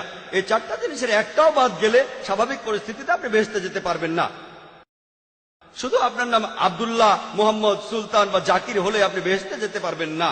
শুধু মুখে মুসলিম দাবি করলে বেহেশতে যাবেন না। আমি আমার লেকচারেও বলেছি, পবিত্র কোরআনে সূরা আনকাবুতের 2 নম্বর আয়াতে উল্লেখ করা আছে, আমি ঈমান এনেছি কথা বললেই, আমি মুমিন কথা বললেই তোমরা কি মনে করো তোমরা বেহেশতে যেতে পারবে? আল্লাহ তোমাদের অবশ্যই পরীক্ষা করবেন। তাহলে নিজেকে মুসলিম দাবি করলেই আপনি বেহেশতে চলে যাবেন না। যে লোকটা ইসলাম ধর্ম পালন করে, ইসলাম শব্দটা এসেছে আরবি শব্দ সালাম থেকে, যার অর্থ শান্তি। এর আরেকটা অর্থ ঈশ্বরের কাছে নিজের ইচ্ছাকে সমর্পণ করে দেয়া। যে লোক আল্লাহর কাছে নিজের ইচ্ছাকে সমর্পণ করে দেয় সেই হলো মুসলিম। তাহলে যে লোক ঈশ্বরের কাছে নিজের ইচ্ছাকে সমর্পণ করে, তার নাম যাই হোক না কেন, সে বেহেশতে যাবে। তাহলে বেহেশতে যেতে হলে ঈমান থাকতে হবে। সবগুলো স্তম্ভের কথা বলেছি। একজন সৃষ্টিকর্তা আছেন, নবী রাসূল আছেন, তারপর পরকাল আছে, কিতাব আছে ইত্যাদি। ভালো সব কাজ করা আর মহান স্রষ্টার কাছে নিজের ইচ্ছাকে সমর্পণ করা। আপনি যদি স্রষ্টার কাছে নিজের ইচ্ছাকে সমর্পণ করেন, আরবিতে সেটাকেই বলা হয় ইসলাম ধর্ম। তার মানে এই না যে আপনি পাকিস্তান বা সৌদি আরবে থাকলে বেহেশতে যাবেন না। সৌদি আরবের সব লোক আর পাকিস্তানের সব লোক আল্লাহ মালুম, তিনিই জানেন সবাই বেহেশতে যাবেন কিনা। তাহলে সেই লোকগুলোই বেহেশতে যাবেন যারা আল্লাহ তাআলার নির্দেশগুলো মেনে চলে, যে আল্লাহ তাআলার নির্দেশগুলো মেনে চলে। আর আমি আমার লেকচারে বলেছি, যদি আপনারা ঈশ্বরের এই নির্দেশগুলো মেনে চলেন, শুধুমাত্র নাম দিয়ে নিজেদেরকে মুসলিম বা মোহাম্মদ বা আব্দুল্লাহ বলে আপনারা বেহেশতে যেতে পারবেন না। নাম বদলানো এখানে আবশ্যিক নয়। একটা নাম গ্রিন, এটা মুসলিম নাম নয়, এই নাম নিয়ে আপনি বেহেশতে যেতে পারবেন না এমনটা নয়। ইনশাআল্লাহ তিনিও বেহেশতে যাবেন, তিনি মুসলমান হয়েছেন, আগে খ্রিস্টান ছিলেন। তাহলে নাম দিয়ে বেহেশতে যাবেন না, ভালো কাজ থাকলে যাবেন। ঈমান, সৎ কাজ, মানুষকে সত্যের উপদেশ দেয়া, ধৈর্যের উপদেশ দেয়া। যদি ভালো কাজ করেন, আপনার ঈমান থাকে, মানুষকে সত্যের আর ধৈর্যের উপদেশ দেন, ইনশাআল্লাহ তাহলে সেই লোক বেহেশতে যেতে পারবেন। আশা করি উত্তরটা পেয়েছেন। এর পরের প্রশ্ন পুরুষদের মধ্য থেকে, আপনার নাম এবং পেশা। আমার নাম রাজাজি, নিউ কলেজে ফার্স্ট ইয়ারে পড়ি। আমার আর আপনার দৃষ্টিভঙ্গি একেবারে আলাদা, তাই কিন্তু আমার নিজের মতটাও আমার জানানো উচিত। আপনি বললেন কৃষ্ণের 16,000 স্ত্রী ছিল, আমরা মুসলমানরাও 4টা বিয়ে করতে পারি। এতে একথাই বলা যায় যে এই 2টা ধর্মই একসাথে মহিলাদের অধিকার থেকে বঞ্চিত করছেন। আপনি বললেন যে হয়তো বলতে পারেন মানুষ আসলে খুব আকর্ষণীয়, তবে এটা ব্যক্তিগত দৃষ্টিভঙ্গি। আর যদি এভাবে ব্যাপারটা দেখেন, আপনাদের দেখার ভুল আছে, আপনাদের চিন্তায় ভুল আছে। সৌন্দর্যের যে ধারণা সেটাও সময়ের সাথে বদলায়। একসময় ক্লিওপেট্রা ছিল সবচেয়ে সুন্দরী, কিন্তু এখন আর তেমনটা নেই। এখন ঐশ্বরিয়া রাই হলো 1 নম্বর। আর আপনি বললেন যে মূল ধর্মগ্রন্থ পড়তে, কিন্তু এতে করে কিছু উগ্রবাদী আর মৌলবাদী তৈরি হয়। আপনি যখন কোনো ধর্মে বিশ্বাস করবেন, তখন নিজের অন্যায়টাকে অন্যায় মনে হবে না। আর সেটাই ঠিক সেরকমই ঘটনাই ঘটেছিল গুজরাটে। 2000 মুসলিমকে সেখানে খুন করা হয়েছে, কেউ তাদের বাঁচাতে আসেনি। কিছু কমিউনিস্ট আর ডেমোক্রেট দল এগিয়ে এসেছিল। লোকজন ধর্মীয় মূল্যবোধের উপর আস্থা হারিয়ে ফেলেছে। আর আপনাদের মতো মানুষের কাছে এই ধর্মীয় মূল্যবোধটাই সবচেয়ে বড়। এসব ধর্ম উগ্রবাদী মানুষ তৈরি করে। তাই মানুষজনকে তাদের প্রাপ্য স্বাধীনতাটা দেন, যাতে করে তারা সমাজতান্ত্রিক আন্দোলনে যোগ দিতে পারে, যেমন কমিউনিস্ট আন্দোলন। ধন্যবাদ। ভাই মনে করেন তিনি একজন কমিউনিস্ট। আপনি খুব সুন্দর প্রশ্ন করেছেন। তিনি বললেন যে যখন হিন্দুইজম অনুমতি দিচ্ছে কৃষ্ণের 16,108 জন স্ত্রী, ইসলামে বহু বিবাহ অনুমতি আছে, তাহলে হিন্দুইজম আর ইসলাম একসাথে মহিলাদের অত্যাচার করছে কেন? আপনার মত অনুযায়ী, আপনার কথা অনুযায়ী ক্লিওপেট্রা একসময় সবচেয়ে সুন্দরী ছিল, এখন আর নেই। ঐশ্বরিয়া এখন 1 নম্বর। আমার জন্য না, আপনার জন্য। আপনার কাছে যা সুন্দর আমার কাছে নাও হতে পারে, আপনার সঙ্গে একমত। এটা দৃষ্টিভঙ্গির ব্যাপার। আমি একমত, ঐশ্বরিয়া রায় আপনার জন্য 1 নম্বর হতে পারে, আমার জন্য না। তাহলে বুঝতে পারছেন এক এক জায়গার নিয়ম হচ্ছে এক এক রকম। আমি উদাহরণ দিয়েছি, আমেরিকায় যেটা ভদ্রতা সেটা এখানে অভদ্রতা, আমেরিকায় যেটা অভদ্রতা সেটা এখানে ভদ্রতা। এটাকে ঠিক করবে? আপনার কথা মানলাম। আপনি যদি ভাবেন একাধিক স্ত্রীর অর্থ মহিলাদের অত্যাচার করা, তাহলে লক্ষ লক্ষ মহিলাদের দায়িত্ব কে নেবে? আপনি। তাদের কে দেখবে? আপনার কমিউনিস্ট আন্দোলন দেখবে? আল্লাহ মানুষ জাতির সমস্যার সমাধান দিয়েছেন এই পবিত্র কোরআনে। সেই সমাধানটা আপনি হজম করতে পারছেন না। আমি আপনাকে একটা প্রশ্ন করছি, বর্তমানে পুরুষের চাইতে মহিলা কয়েক লক্ষ জন বেশি, কে তাদের দায়িত্ব নেবে? কে? যদি প্রত্যেক মাসে তাদের সাহায্য করেন, সেই সাহায্যটাই আসলে যথেষ্ট নয়। পুরুষ আর মহিলার প্রাকৃতিক নিয়মের কিছু জৈবিক চাহিদা থাকে। আল্লাহ কোরআনে বলছেন, সূরা রুমের 21 নম্বর আয়াতে উল্লেখ আছে, আল্লাহ তোমাদের হৃদয়ে ভালোবাসা আর দয়া সৃষ্টি করেছেন। আমি একজন ডাক্তার হিসেবে বলছি, একজন মহিলা সারা জীবন কুমারী থাকতে পারে না, এটা অসম্ভব। আপনি এখন কি করবেন? এদের কি হবে? এরা পতিত হবে। আপনার কমিউনিস্ট এদের কি করতে পারবে? এর সমাধান কি? কোনো সমাধান নেই। আল্লাহ আমাদের এই সমস্যার সমাধান দিয়েছেন, সেই সমাধানটা হজম করতে পারছেন না। তাহলে এখানে সমস্যাটা হলো সমাধান পছন্দ হচ্ছে না, আপনি সমাধান দেন। এর চেয়ে ভালো সমাধান কি দিতে পারেন? ইসলামে একাধিক বিয়ে করাটা আবশ্যিক নয়, 4টা বিয়ে করা আবশ্যিক নয়। আমি এমন কোন ইন্ডিয়ান মুসলিমকে চিনি না যার 4টা স্ত্রী, কাউকে চিনি না। অন্যান্য কিছু বিদেশি মুসলিম আছেন, আপনাকে বুঝতে হবে ভাই, এটাই হলো সমাধান। সব পুরুষই একাধিক বিয়ে করতে পারে না, সবাই করতে পারে না। তবে কিছু মানুষ স্ত্রীদের সুবিচার করতে পারেন, আল্লাহ তাদের অনুমতি দিয়েছেন। তারা যদি সুবিচার করতে পারে, আপনার সমস্যা কোথায়? কোথায় মহিলাদের অত্যাচার করছি? আমরা তাদের সম্মান করছি। আপনি যে আমেরিকা তথাকথিত আধুনিক কালচারের কথা বলছেন, আর্ট কালচারের নামে তারা কি করছে? তারা মহিলাদের অসম্মান করছে। আপনি যে নারী স্বাধীনতার কথা বলছেন, সেটা আসলে স্বাধীনতার নামে শরীরকে শোষণ করছে, সম্মানের অবমাননা করছে আর আত্মাকে বঞ্চিত করছে। পশ্চিমা সমাজ আসলে মহিলাদের অধিকার দেওয়ার কথা বলে তাদের নামিয়ে দিচ্ছে উপপত্নীর স্তরে, রক্ষিতার স্তরে। তারা সমাজের প্রজাপতি, যারা আর্ট কালচারের পর্দার পেছনে থাকে। আর্ট আর কালচারের নামে ঐশ্বরিয়া রায়, সে আবার কে? মডেলিং, তাই তো? ঠিক না? এখানে আপনাকে সঠিকভাবে চিন্তা করতে হবে। আমরা মাকে বিক্রি করতে চাই না, আমরা বোনকে বিক্রি করতে চাই না। আপনি চাইলে তা করেন। একটা অ্যাডের কথা শুনেছিলাম, আগের লেকচারে আমি বলেছিলাম, BMW। এক লোক বলছিল, খুব বিখ্যাত অ্যাড, BMW নাম শুনেছেন? খুব দামি গাড়ি, মার্সিডিজ বেঞ্চের সঙ্গে কম্পিটিশন করে। সেই অ্যাডে বিকিনি পরা একটা মেয়ে গাড়ির সামনে দাঁড়িয়ে আছে, এখনই চালানো শুরু করুন। মেয়েটাকে না গাড়িটাকে? আপনারা কি করছেন? কমিউনিজমের কথা বলে, মহিলাদের অধিকারের কথা বলে আপনাদের মা বোনকে বিক্রি করছেন, আপনাদের মা বোনকে বিক্রি করছেন। আমরা মুসলিমরা এটা করতে চাই না, আমরা এটা করতে চাই না।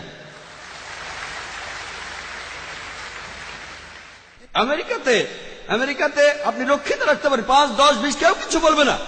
আর কমিউনিজমেও রক্ষিত রাখার নিয়ম আছে। একাধিক স্ত্রী থাকলে সমান অধিকার দিতে হবে, অবিচার করতে পারবেন না, সম্মান করতে হবে, সম্পদের ভাগ দিতে হবে। এটা আপনারা হজম করতে পারছেন না। কে মহিলাদের ছোট করছে? আমি না আপনি। আর আমেরিকাতে, পৃথিবীর সবচেয়ে উন্নত দেশে, আমেরিকানরাই বলে যে ইসলাম মহিলাদের ছোট করে দেখে। আপনি কি জানেন, পৃথিবীতে যতগুলো প্রধান ধর্ম আছে, ইসলামের অনুসারী বাড়ছে সবচেয়ে বেশি হারে। যে লোকগুলো ইসলাম গ্রহণ করছে, তাদের 3 ভাগে 2 ভাগই মহিলা। ইসলাম যদি মহিলাদের ছোট করে, তাহলে আমেরিকান মহিলারা ইসলাম গ্রহণ করছে কেন? আমেরিকান পুরুষরা কেন ইসলাম গ্রহণ করছে?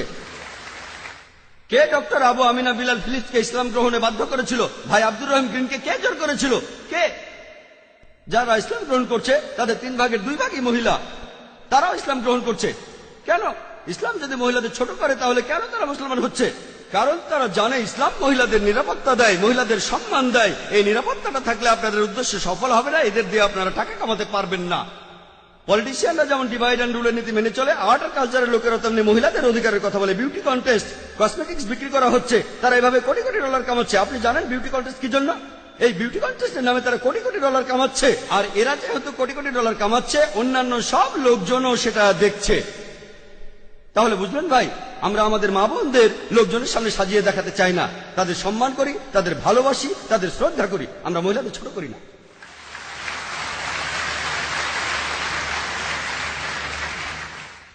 একজন অমুসলিম বোন।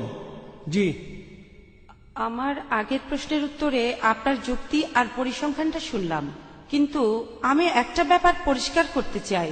সম্ভবত আগের দিনগুলোতে যুদ্ধ হলে পুরুষরাই যুদ্ধের ময়দানে যেত, পরিবারের হয়ে উপার্জন করত, কিন্তু এখন সময় বদলেছে আর সম্ভবত ভবিষ্যতে এই পরিস্থিতি আরো বদলাবে। মহিলারা যুদ্ধে যাবে, এখনকার দিনে মহিলারা চাকরি বাকরি করছে, আর হতে পারে মহিলাদের মৃত্যুর হার আরো বাড়বে। আর সেরকম সময়ে আসলে তখন কি একথা বলা যাবে যে হ্যাঁ, পুরুষ মানুষের মাত্র একজন স্ত্রী থাকা উচিত?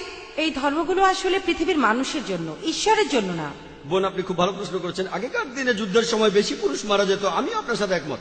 এখন সময় বদলে গেছে, কিন্তু তারপরে এখনো যুদ্ধে পুরুষই বেশি মারা যায়। গালফ ওয়ারে বেশি পুরুষ মারা গেছে, আফগানিস্তানে পুরুষ মারা গেছে বেশি, ভিয়েতনাম যুদ্ধে বেশি পুরুষ মারা গেছে। তবে আগেকার দিনে যত বেশি মারা যেত, এখন তত বেশি মারা যায় না, আমি একমত। এখনকার দিনে আমি বলেছি ধূমপানে যে মানুষগুলো মারা যায় তাদের বেশিরভাগই হলো পুরুষ, মদ খেয়ে যারা মারা যাচ্ছে তাদের বেশিরভাগই পুরুষ, অ্যাক্সিডেন্টে মারা যাচ্ছে বেশি পুরুষ। আমি আপনার সাথে একমত যে মহিলারাও এখন যুদ্ধে যাচ্ছে। আর আমেরিকাতে কি ঘটনা ঘটলো, কয়েক বছর আগে আর্মিতে মহিলা সেকশন খোলা হলো, মহিলারা আর্মিতে, তখন থেকে মহিলার আর্মিতে যেতে লাগলো। আপনি কি জানেন সেই সময়কার আমেরিকার প্রেসিডেন্ট তিনি ছিলেন বিল ক্লিন্টন। হ্যাঁ, বিল ক্লিন্টন। তিনি পার্লামেন্টে ক্ষমা চেয়েছিলেন। আপনি জানেন 96 জন মহিলা ধর্ষিত হয়েছিল তাদের সুপিরিয়রের কাছে। তিনি পার্লামেন্টের ভেতরে ক্ষমা চেয়েছিলেন। বেশিরভাগ মহিলাদের যারা যুদ্ধ করতে গিয়েছিল তাদের সুপিরিয়ররাই তাদের ধর্ষণ করেছে।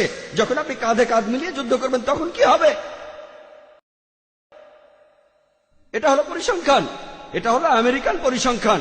সমস্যা হলো আমি একমত, আমি আপনার দৃষ্টিভঙ্গির সাথে একমত। আপনার প্রশ্নটা নিষ্পাপ, কারণ আপনি পরিসংখ্যানটা জানেন না। আপনি কি জানেন?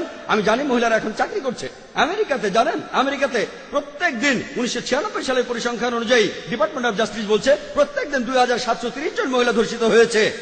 প্রতি 32 সেকেন্ডে একজন মহিলা ধর্ষিত হচ্ছে। আমরা গত 3 ঘন্টা ধরে এই অডিটোরিয়ামে আছি, গত 3 ঘন্টায় 300-এর বেশি মহিলা আমেরিকাতে ধর্ষিত হয়েছে যখন আমরা এখানে। এখন ইসলাম মহিলাদের কাজ করার বিরুদ্ধে নয়, ইসলাম মহিলাদের কাজ করতে বাধা দেয় না। তবে ইসলামে আয় উপার্জনের দায়িত্বটা হলো পুরুষের। মহিলা কাজ করলে ভদ্রোচিত কাজ করতে পারে, এমন কাজ না যে মডেলিং, নাচা, গান গাওয়া অথবা পুরুষদের সাথে মেলামেশা করা। মহিলাদের কাজ করার অনুমতি আছে বোন, কিন্তু যে কাজগুলো অসম্মানজনক সেখানে সম্ভাবনাটাই বেশি যে আপনাকে ছোট করা হবে, অবিচার হবে। কিছু বলতে চান আপনি? আমি মহিলাদের অসম্মানজনক কাজের কথা বলছি না, আমি ভালো কাজের কথাই বলছি। যেমন গাড়ি চালানো। পৃথিবীতে এখন মহিলা গাড়ি চালকের সংখ্যা বাড়ছে। ধরেন আমরা ভবিষ্যতের অবস্থা অনুমান করে নিলাম যে মহিলারা বাইরে বেশি কাজ করছে, তাদের মৃত্যু হার বেড়ে গেছে। সেরকম সময়ে কি এমন ধর্মের প্রবর্তন করতে পারি যেখানে পুরুষের মাত্র একটাই স্ত্রী থাকবে? আমি বর্তমান সময়ের প্রেক্ষাপট নিয়ে বলছি না, সব ধর্মের কথাই বলছি। আমার প্রশ্নটা হলো, সময় বদলানোর সাথে সাথে আমরা কি আমাদের ধর্মটাকেও বদলে নিতে পারি?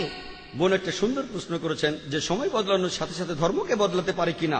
যদি ধর্মটা নিখুঁত না হয়ে থাকে তাহলে পরিবর্তনের প্রয়োজন আছে, কিন্তু নিখুঁত হয়ে থাকলে পরিবর্তনের কোনো প্রয়োজন নেই।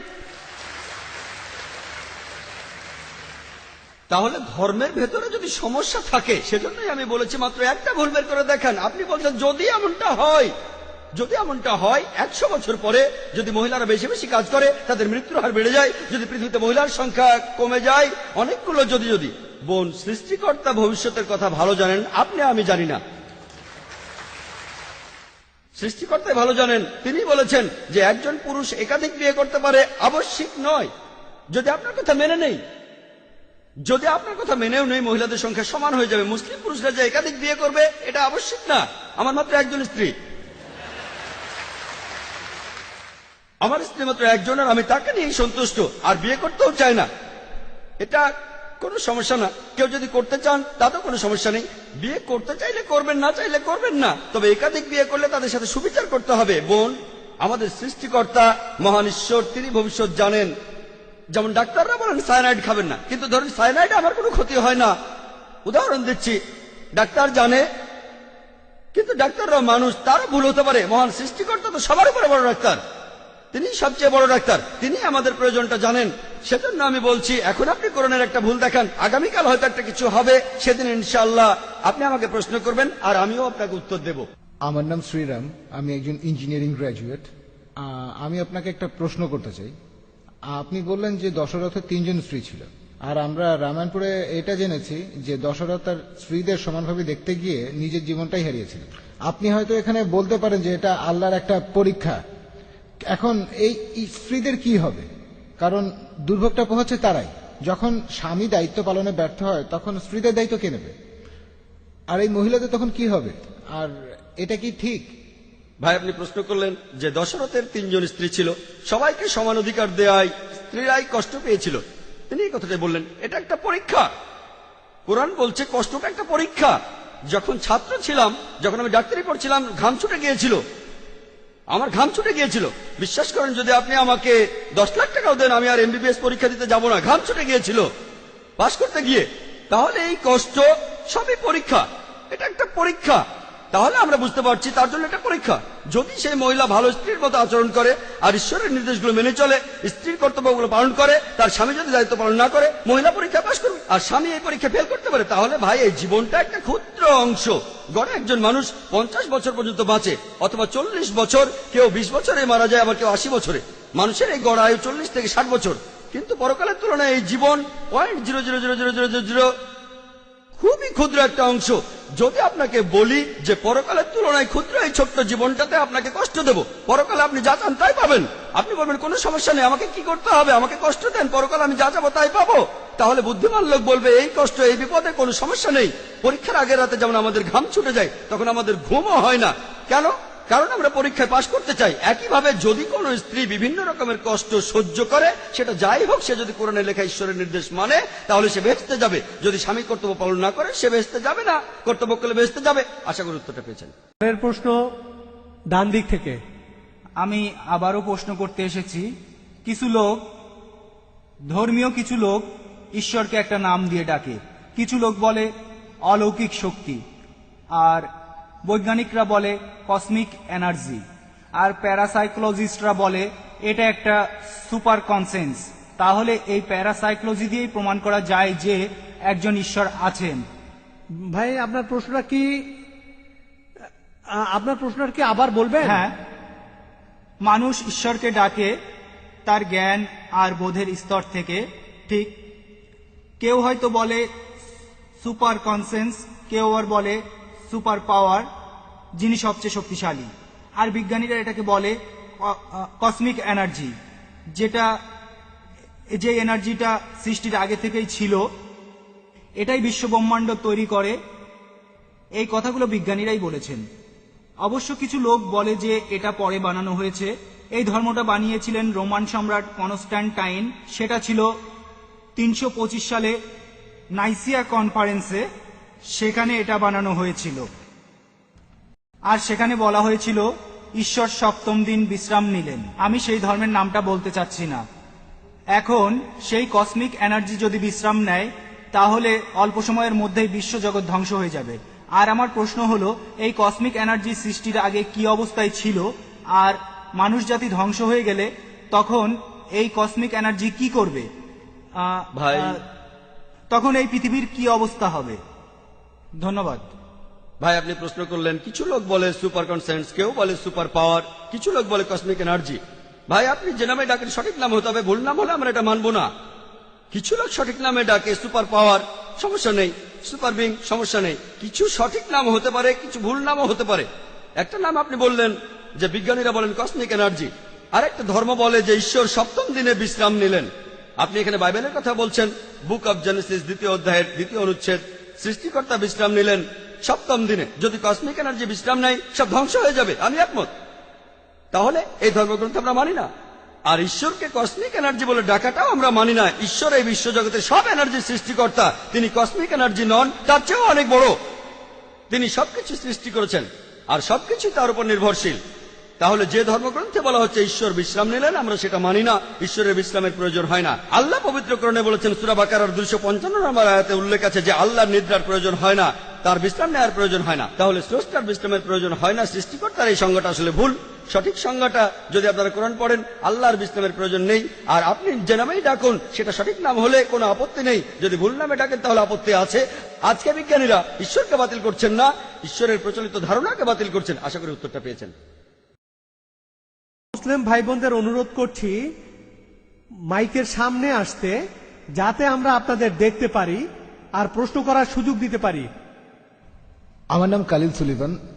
আর ডক্টর জাকির নায়েক বললেন যে শেষ নবী হলেন নবী মোহাম্মদ। আর আমার বন্ধুরা আমাকে বলেছে যে যীশু খ্রিস্ট আবার আসবেন। এই কথাটা কি সত্যি? ভাই আপনি প্রশ্ন করলেন যে মোহাম্মদ সাল্লাল্লাহু সাল্লাম হলেন শেষ নবী, শেষ রাসূল, কিন্তু তার বন্ধু যীশু খ্রিস্ট আবার পৃথিবীতে আসবেন। এই কথাটা বাইবেলও বলা আছে, যীশু খ্রিস্ট আবার পৃথিবীতে আসবেন। কোরআনের বেশ কিছু আয়াতে এই কথা বলা হয়েছে, যেমন সূরা মাইদার 116 নম্বর আয়াতে বলা হয়েছে। আর সব মিলিয়ে 70টি সহিহ হাদিস আছে যেখানে বলা আছে যীশু খ্রিস্ট আবার ফিরে আসবেন। কিন্তু যে কারণে যীশু খ্রিস্ট আবার পৃথিবীতে আসবেন সেটা হলো খ্রিস্টান ধর্মের যীশু খ্রিস্ট তিনি ঈশ্বরের একমাত্র প্রেরিত দূত, যাকে তার অনুসারীরা ভুল করে ঈশ্বর বলে মানে। আর কোন নবী নেই যাকে তার অনুসারীরা ঈশ্বর বলে ভুল করেছে। কিন্তু খ্রিস্টানরা তাদের বেশিরভাগই তারা ভুল করে মনে করে যে যীশু খ্রিস্ট নিজেকে ঈশ্বর দাবি করেছেন, আর এই কারণে আল্লাহ সুবহানাহু ওয়া তাআলা তাকে আবার জীবিত করবেন। আর এ সম্পর্কে পবিত্র কোরআনে সূরা মাইদার 116 নম্বর আয়াতে উল্লেখ করা হয়েছে, সেই দিন আপনি সাক্ষী হবেন, হে আল্লাহ সুবহানাহু ওয়া তাআলা, আমি তাদের উপাসনা করতে বলিনি, আমাকে আমি বলেছি আবুদুল্লাহ আল্লাহকে মানো, রব্বি ওয়া রাব্বুকুম। আমার প্রভু তোমাদের প্রভু। তাই দ্বিতীয়বার পৃথিবীতে এসে যিশু সাক্ষ্য দেবেন যে আমি আমাকে উপাসনা করতে বলিনি, আমি তোমাদের বলেছি এক ঈশ্বরের উপাসনা করতে। তাহলে দ্বিতীয়বার যিশু নতুন কোনো আইন আনবেন না, তিনি আসবেন হযরত মুহাম্মদ সাল্লাল্লাহু আলাইহি ওয়াসাল্লামের উম্মত হিসেবে। তিনিও এ আইন মেনে চলবেন, কোরআনের আইন আর সহিহ হাদিস। তিনি আমাদের নতুন কিছু শেখাবেন না। তিনি পৃথিবীতে এসে সাক্ষ্য দেবেন খ্রিস্টানদের সামনে, আমি নিজেকে ঈশ্বর দাবি করিনি, এখন তোমরা কোরআন আর সহিহ হাদিস মেনে চলবে। আপনি বললেন যে শেষ নবী হলেন নবী মোহাম্মদ, আর তারপর যিশু আবার হ্যাঁ ঠিক, দ্বিতীয়বার তিনি নতুন নির্দেশ আনবেন না। রাসূল মানে যিনি কিছু নির্দেশ পান, তিনি দ্বিতীয়বার রাসূল হিসেবে আসবেন না। তিনি খ্রিস্টানদের সামনে সাক্ষ্য দিতে আসবেন, আমি নিজেকে ঈশ্বর দাবি করিনি। তিনি নতুন নির্দেশ পাবেন না। আগে তিনি নির্দেশ পেয়েছিলেন ইঞ্জিলে, সেটা 2000 বছর আগের কথা, যেটা বিকৃত হয়ে গেছে। তারপর মুহাম্মদ সাল্লাল্লাহু আলাইহি ওয়াসাল্লাম আসলেন। তাই যখন যীশু খ্রিস্ট এই পৃথিবীতে আবার ফিরে আসবেন, তিনি কোরআনের এই নির্দেশই মেনে চলবেন আর মুহাম্মদ সাল্লাল্লাহু আলাইহি ওয়াসাল্লামের উম্মত হবেন। তাহলে রাসূল হিসেবে, ঈশ্বরের দূত হিসেবে সর্বশেষ হলেন নবী মুহাম্মদ সাল্লাল্লাহু আলাইহি ওয়াসাল্লাম। আশা করি উত্তরটা পেয়েছেন। Thank you. এবারের প্রশ্ন মহিলাদের মধ্য থেকে। সালাম আলাইকুম, আমার নাম শাহিদা, একজন সফটওয়্যার ইঞ্জিনিয়ার। আমি আমার বিয়ের সময় মুসলমান হয়েছি। আমার প্রশ্ন একটাই, সেটা মানবতা নিয়ে, বিষয়টা মানবতার শান্তি নিয়ে। আমার প্রশ্নটা হলো, ইসলাম ধর্ম বা কোরআনের কোথাও অঙ্গ প্রত্যঙ্গ দান করার কোনো অনুমতি দেয়া আছে কিনা? যদি অনুমতি না দেয়া থাকে, তাহলে কেন সেটা করা হয়েছে, এ সম্পর্কে কিছু বলবেন? বোন, আপনি প্রশ্ন করলেন কোরআনে কোথাও উল্লেখ আছে কিনা যে অঙ্গ প্রত্যঙ্গ দান করা যাবে কিনা। পবিত্র কোরআন বা সহিহ হাদিসে কোথাও অঙ্গ প্রত্যঙ্গ দান করার ব্যাপারে কিছু উল্লেখ নেই। তবে মুসলিম পণ্ডিতরা একসঙ্গে বসে অনেকগুলো কনফারেন্স করেছেন মক্কায়, রিয়াদে, মালয়েশিয়ায়, আর বিশেষজ্ঞরা একমত হয়েছেন যে অঙ্গ প্রত্যঙ্গ দান করা বা সংযোজনের অনুমতি আছে যদি 3টি শর্ত পূরণ করা হয়। 1 নম্বর, যে অঙ্গ দান করছে তার যেন কোনো বড় ক্ষতি না হয়। আমি হার্ট দিতে পারবো না, আমার হার্ট দান করলে আমি মারা যাব। ডাক্তাররা বলেন আমার 2টো কিডনি আছে, সেখানে একটাই যথেষ্ট। ধরুন আমার মার 2টো কিডনি নষ্ট, তাকে একটা কিডনি দিতে পারি, তাহলে তিনিও বাঁচবেন, আমিও বেঁচে থাকবো। তাহলে 1 নম্বর পয়েন্ট, যে অঙ্গ দান করবে তার জন্য বড় কোনো ক্ষতি না হয়। 2 নম্বর পয়েন্ট, যার শরীরে অঙ্গ সংযোজন হবে তার জন্য এটা খুবই উপকারী হবে। 3 নম্বর পয়েন্ট, কোন রকম টাকা পয়সার জন্য অঙ্গ দান করা যাবে না, কেউ কিডনি বেচতে পারবেন না। এই 3টা শর্ত পূরণ হলে বিশেষজ্ঞরা বলেন এই নিয়মে অঙ্গ প্রত্যঙ্গ দান করা যাবে, অঙ্গ সংযোজনের অনুমতি আছে। আশা করি উত্তরটা পেয়েছেন। প্লিজ প্রশ্নটা করুন। হ্যাঁ, আমার নাম অমরেশ। আমার একটা প্রশ্ন আছে। আপনার মতে ঈশ্বর কেন আমাদের সৃষ্টি করেছেন? ঈশ্বর কি আমাদের এই পৃথিবীতে পরীক্ষার জন্য পাঠিয়েছেন, যাতে করে তিনি বিচার করতে পারেন বেহেশতে যাব না দোজখে? ভাই, আপনি প্রশ্ন করলেন ঈশ্বর আমাদের বানালেন কেন। আমি একটা লেকচার দিয়েছিলাম সৃষ্টির উদ্দেশ্য নিয়ে, প্রায় 1 ঘন্টা ধরে। ঈশ্বর আমাদের তৈরি করেছেন, তার একটা কারণ হলো পরীক্ষা, পরকালের জন্য। পরকালের জন্য পবিত্র কোরআনে সূরা মুলকে 2 নম্বর আয়াতে উল্লেখ করা আছে, আল্লাযী খালাকাল মাউতা ওয়াল হায়াতা। তিনি সৃষ্টি করেছেন মৃত্যু আর জীবন তোমাদের পরীক্ষার জন্য, তোমাদের মধ্যে কে উত্তম। আর এছাড়াও তার এই সৃষ্টির বিশেষত্ব হলো তিনি মানুষ তৈরি করেছেন যার নিজের ইচ্ছা আছে। আমরা মহান ঈশ্বরকে মানতে পারি অথবা অবাধ্যও হতে পারি, আমাদের নিজস্ব কিছু ইচ্ছা আছে। আর আমরা এই পৃথিবীতে আসার আগে সৃষ্টিকর্তা প্রশ্ন করেছিলেন তোমাদের মধ্যে কে মানুষ হয়ে জন্মাতে চাও, আর আমরা মানুষ হয়ে জন্মাতে চেয়েছিলাম। আপনি আর আমি পৃথিবীতে জন্মানোর আগে আমরাই মানুষ হতে চেয়েছিলাম, আর সেজন্য সর্বশক্তিমান ঈশ্বর আমাদের কিছু ইচ্ছা শক্তি দিয়েছেন। এখন এই ইচ্ছা শক্তির কারণে আমরা ঈশ্বরকে মানতে পারি, আবার অবাধ্যও হতে পারি। ঈশ্বরকে মানলে বেহেশতে যাব, আর অবাধ্য হলে যেতে পারবো না।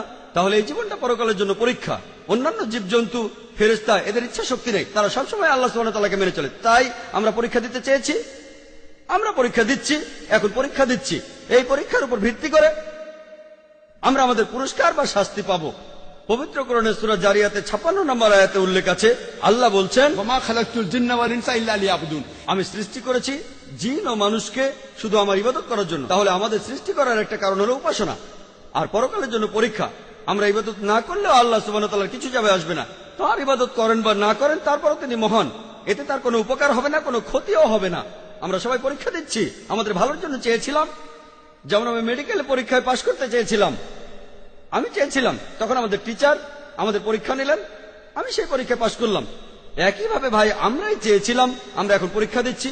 আর বিস্তারিত জানার জন্য আমার ভিডিও ক্যাসেট দেখুন, এই সৃষ্টির উদ্দেশ্য। হ্যাঁ ভাই, আপনার প্রশ্নটা করতে পারেন। রেসপেক্টেড স্যার, আমি 4টা প্রশ্ন করব। প্রথমটা হলো, এটা সব ভাই দয়া ধর্মগ্রন্থে করে আপনার নামটা বলুন এবং একটা প্রশ্ন করুন। সিজিল। আমরা এটা দেখি যে সব ধর্মগ্রন্থেই কিছু না কিছু অবিশ্বাস্য গল্প থাকে। যেমন ধরেন, কোরআনে আছে যে আবাবিল পাখিরা যুদ্ধক্ষেত্রে শত্রুদের উপরে পাথর ফেলছে, আর এই সব গল্প, এই গল্পগুলো বিশ্বাস করা বেশ শক্ত। এটা আমার প্রথম প্রশ্ন।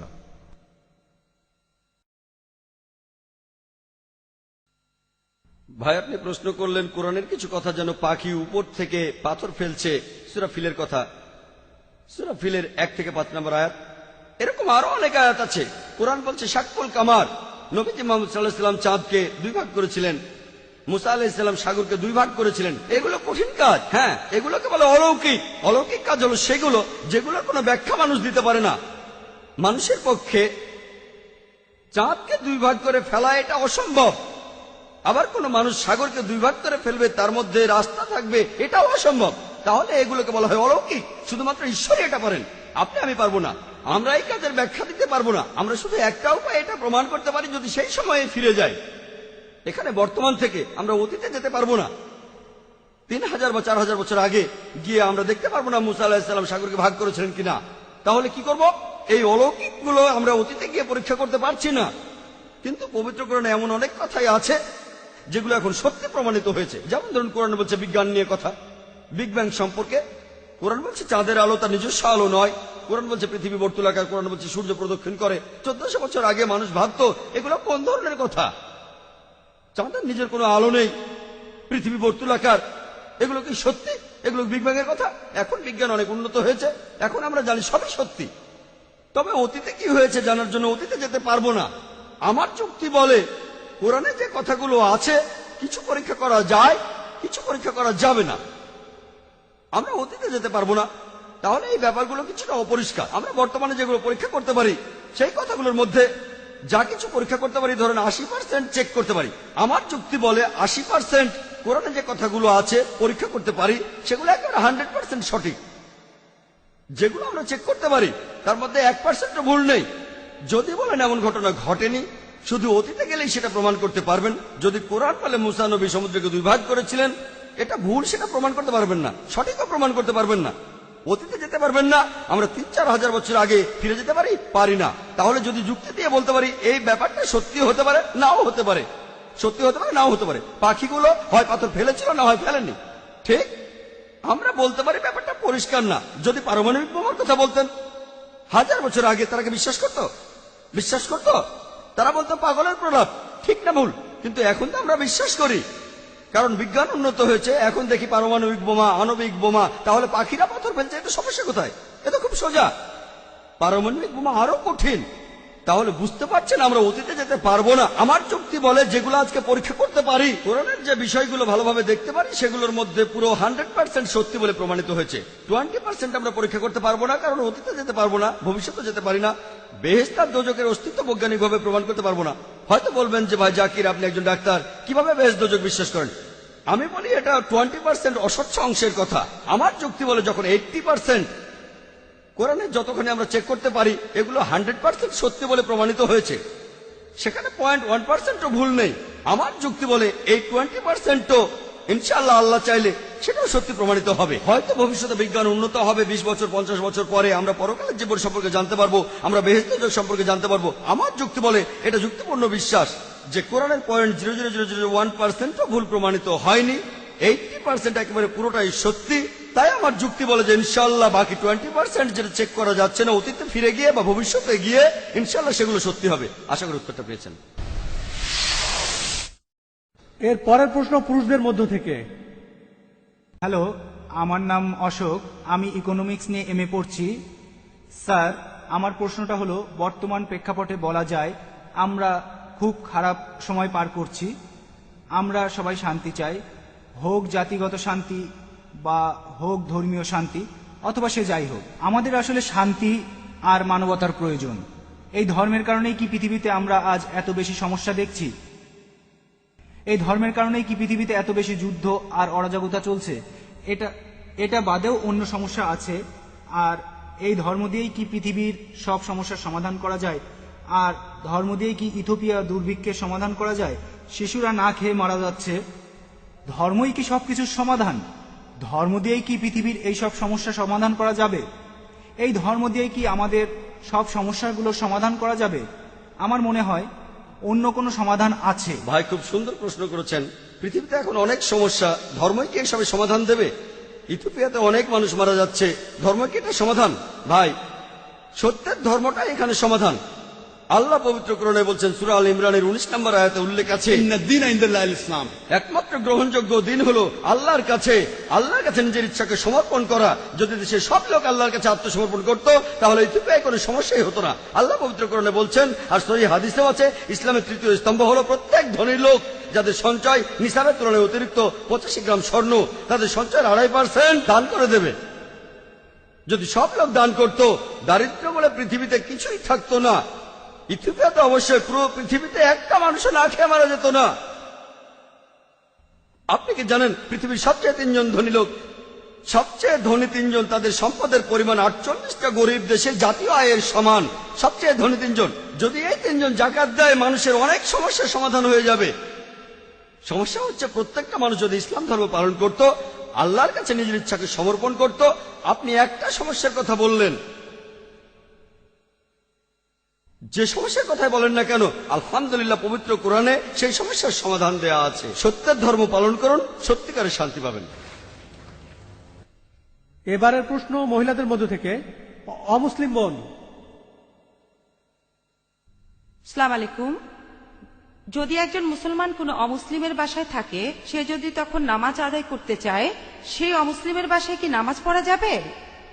সেখানে নামাজ পড়ার নিয়মটা কি? আর মুসলমানরা মন্দির থেকে প্রসাদ নিতে পারবে কিনা সেটা বলবেন কি? বোন, আপনি দুটো প্রশ্ন করেছেন। প্রথমটা হলো কোনো অমুসলিমের ঘরে একজন মুসলিম নামাজ পড়তে পারবে কিনা।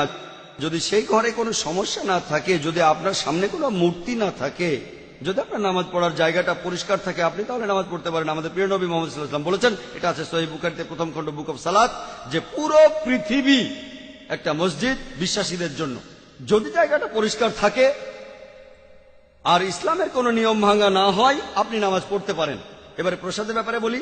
প্রসাদ হলো খাবার যেটা পুজোর সময় হিন্দু ধর্মের লোকেরা উৎসর্গ করে তাদের দেবতাদের নামে। আল্লাহ পবিত্র কোরআনে সব মিলিয়ে 4টা আয়াতে বলেছেন। সূরা বাকারার 173 নম্বর আয়াতে আছে, সূরা মাইদার 3 নম্বর আয়াতে উল্লেখ আছে, সূরা আনামের 145 নম্বর আয়াতে আছে, আর সূরা নাহলের 115 নম্বর আয়াতে উল্লেখ আছে, হুররিমাত আলাইকুমুল মাইতাতু ওয়াদ-দামু ওয়া লাহমুল খিনজির ওয়া মা উহিল্লা লিগাইরিল্লাহ বিহি। তোমাদের জন্য যে খাদ্যগুলো হারাম, মৃত জন্তু, রক্ত, শূকরের মাংস এবং যেটা জবাই করার সময় আল্লাহ ছাড়া অন্য কারো নাম নেওয়া হয়।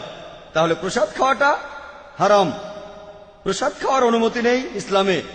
তবে অনেক মুসলমান আছেন যারা কষ্ট দিতে চান না, তাদের অমুসলিম বন্ধুদের কষ্ট দিতে চান না তাই তারা কি করেন, কিছু মুসলমান বিসমিল্লাহ বলে খেয়ে ফেলেন। পরের দিন বিসমিল্লাহ বলে মদ খাবেন, বিসমিল্লাহ বলে শুকর খাবেন। যে খাবারে আল্লাহ ছাড়া অন্য দেবতার নাম নেওয়া হয়েছে সেটা ইসলামে হারাম। এখানে আপনি কি করবেন, আমার ভিডিও ক্যাসেট দেখতে পারেন, দাওয়া অর ডিস্ট্রাকশন। সেখানে দেখবেন কিভাবে অমুসলিমদের বোঝাবেন প্রসাদ খাওয়ার ব্যাপারে, আর কিভাবে তাদের ধর্মগ্রন্থ দিয়েই তাদেরকে বোঝাতে পারবেন। আশা করি উত্তরটা পেয়েছেন। এবারের প্রশ্ন পুরুষদের মধ্য থেকে। আমি একটা বিষয় পরিষ্কার করতে চাই, সবকিছু কি আল্লাহর পরীক্ষা? সবকিছুই কি আল্লাহর পরীক্ষা? ভাই, আপনি প্রশ্ন করেছেন সবকিছু আল্লাহর পরীক্ষা কিনা। আমাদের জীবনটাই পরীক্ষা। মাঝে মধ্যে আমরা নিজেরাই নিজেদের জন্য সমস্যা তৈরি করি, আমরা নিজেরাই নিজেদের সমস্যা তৈরি করি। এই জীবনটা আসলে পরকালের জন্য একটা পরীক্ষা। তাহলে তো ব্যাপারটা দাঁড়াচ্ছে কেউ ভেস্তে যেতে পারবে না, কারণ মানুষ মাত্রই ভুল করে। ভাই, আপনি বললেন যে কেউ তাহলে বেহেশতে যেতে পারবে না, কারণ মানুষ মাত্রই ভুল করে। আমি একমত, মানুষ ভুল করে, প্রত্যেক মানুষই ভুল করে। আর এজন্যই নবীজি বলেছেন, আল্লাহ সুবহানাহু ওয়া তাআলার করুণা আর দয়া ছাড়া কোন লোক বেহেশতে যেতে পারবে না। আমার লেকচারে সে কথা বলেছি যে আমরা মানুষরা ভুল করি, কিন্তু আল্লাহ সেটা মাফ করে দিচ্ছেন। তিনি গাফুর, তিনি রাহিম, তিনি করুণাময়, তিনি পরোপকারী, তিনি এই লোকদের মাফ করে দেন। তবে তিনি কিছু নিয়ম কানুন মেনে চলেন। আর আল্লাহ তিনি এমন কিছু বলেন না যে তুমি দেখতে ভালো তাই মাফ করে দিলাম, তুমি দেখতে খারাপ তাই মাফ করলাম না। আল্লাহ মানুষের জন্য আইন কানুনগুলো বলেছেন কোরআনে। তাই শুধু আল্লাহর করুণা পেলেই আপনি বেহেশতে যেতে পারবেন। যদি আল্লাহ আপনার সমস্যাগুলো খুঁটিয়ে খুঁটিয়ে ধরেন আর পয়েন্ট বিয়োগ করেন, সেই সাথে সবগুলো ভালো কাজের পয়েন্ট যোগ করেন, তাহলে কোনো মানুষ বেহেশতে যেতে পারবে না, এমনকি নবীজিও না। নবীজি কথা বলেছেন, এটা নবীজির হাদিস। পবিত্র কোরআন বলছে আল্লাহ আপনার ভালো কাজগুলোকে 10 দিয়ে গুণ করবেন আর খারাপ কাজগুলোকে 1 দিয়ে। আর আল্লাহ এরকমই করুণাময়, তিনি মানুষকে ক্ষমা করে দেন। তবে একটা অন্যায় তিনি ক্ষমা করবেন না। পবিত্র কোরআনে সূরা নিসার 48 নম্বর আয়াতে উল্লেখ আছে এবং সূরা নিসার 116 নম্বর আয়াতে উল্লেখ আছে যে অন্যায়টা তিনি কখনোই ক্ষমা করবেন না, সেটা হলো শিরক, আল্লাহ ছাড়া অন্য কারো উপাসনা করা। অন্য কোনো অন্যায় হয়তো তিনি ক্ষমা করতে পারেন, আর আল্লাহকে ছাড়া অন্য কোনো দেবতার উপাসনা করা, এটা হলো সবচেয়ে বড় অন্যায়। আশা করি উত্তরটা পেয়েছেন। আপনি কি আরো কিছু বলতে চান ভাই? হ্যাঁ, এখন ধরি একজন লোক, সে তার সব কাজ ভালোভাবে করলো, কিন্তু সেই লোক তার 3 জন স্ত্রীকে সমানভাবে দেখলো না। সেই লোক কি তখন বেহেশতে যাবে?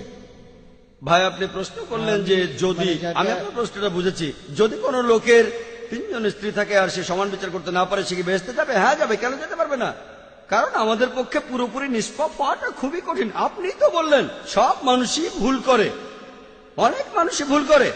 আপনার মনেও কোনো খারাপ চিন্তা আসতে পারে, এটাও তো ভুল। তাই আপনি যদি ভুল করেন সেজন্য ক্ষমা চাইবেন। যে লোক তার স্ত্রীদের সঙ্গে সুবিচার করতে পারে না, সে যদি ক্ষমা প্রার্থনা করে আল্লাহ ক্ষমা করতে পারেন, তাকে বেহেশতে নিতে পারেন। হতে পারে সে অনেক ভালো কাজ করেছে, তাই আল্লাহ তাকে ক্ষমা করতে পারেন। এই সব নির্ভর করছে আল্লাহ সুবহানাহু ওয়া তাআলার উপর। তিনি বিচার করবেন। একজন লোক তার স্ত্রীদের প্রতি সমান বিচার করবে, তবে যদি করতে না পারে সে বেহেশতে যেতেও পারে, নাও যেতে পারে। তার পুরো জীবনের সবগুলো কাজ বিচার করে আল্লাহ সবকিছু ঠিক করবেন। সে বেহেশতে যেতেও পারে, নাও যেতে পারে। সে ক্ষমা প্রার্থনা করলে আল্লাহ তাকে ক্ষমা করতে পারেন। আশা করি উত্তরটা পেয়েছেন। হ্যাঁ ভাই, আপনি? স্যার, ইসলাম ধর্মে বিনোদনের কোন কোন বিষয়গুলোকে অনুমতি দেয়া হয়েছে? মিউজিক সম্পর্কে ইসলাম কি বলে? আর সুফিজম সম্পর্কে কি কিছু বলবেন? এটা কি ইসলামের কাঠামোর মধ্যে পড়ে নাকি পড়ে না?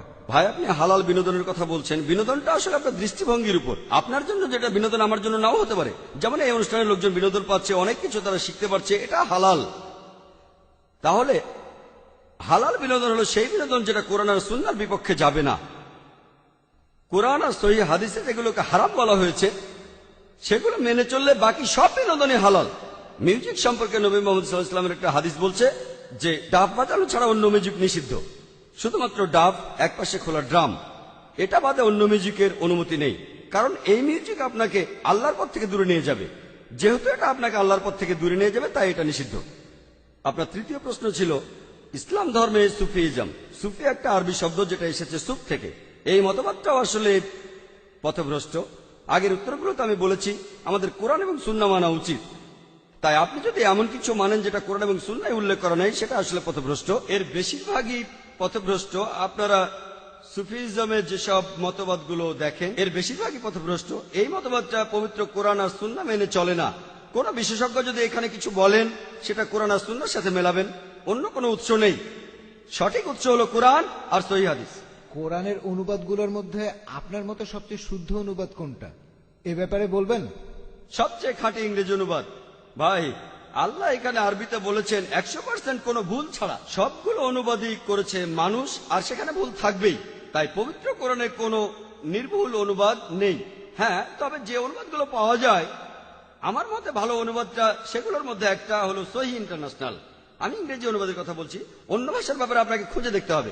আমার মতে কোরআনের একটা ভালো ইংরেজি অনুবাদ হলো সহিহ ইন্টারন্যাশনাল, যেটা ইংরেজিতে অনুবাদ করেছেন 3 জন মহিলা। তারা সবাই আসলে আমেরিকান, পশ্চিমা সভ্যতার মানুষ। তারা সবাই মুসলমান হয়েছিলেন। সহিহ ইন্টারন্যাশনাল আগে একজন ভাইকে একটা কপি দিয়েছিলাম, আর আপনি চাইলেও দেবো ইনশাআল্লাহ। লেকচার শেষে ভাই আশরাফের সাথে যোগাযোগ করুন, তিনি আপনাকে একটা কপি দেবেন, আর আপনি সেটা পড়ে দেখুন। আশা করি উত্তরটা পেয়েছেন। জি ধন্যবাদ। আপনাকে ধন্যবাদ। এখানে একজন অমুসলিম ভাইকে দেখা যাচ্ছে। হ্যাঁ ভাই, আপনার নাম আর পেশাটা দয়া করে বলবেন? আমি শশাঙ্ক শেখর, এসেছি রাঁচি থেকে। আমি এখানে সত্যভামা কলেজে ইঞ্জিনিয়ারিং পড়ছি। স্যার, আজকের অনুষ্ঠানে আপনার লেকচার শোনার পর ইসলাম ধর্ম আর মুসলমানদের সম্পর্কে আমাদের ভুল ধারণা দূর হয়ে গেছে।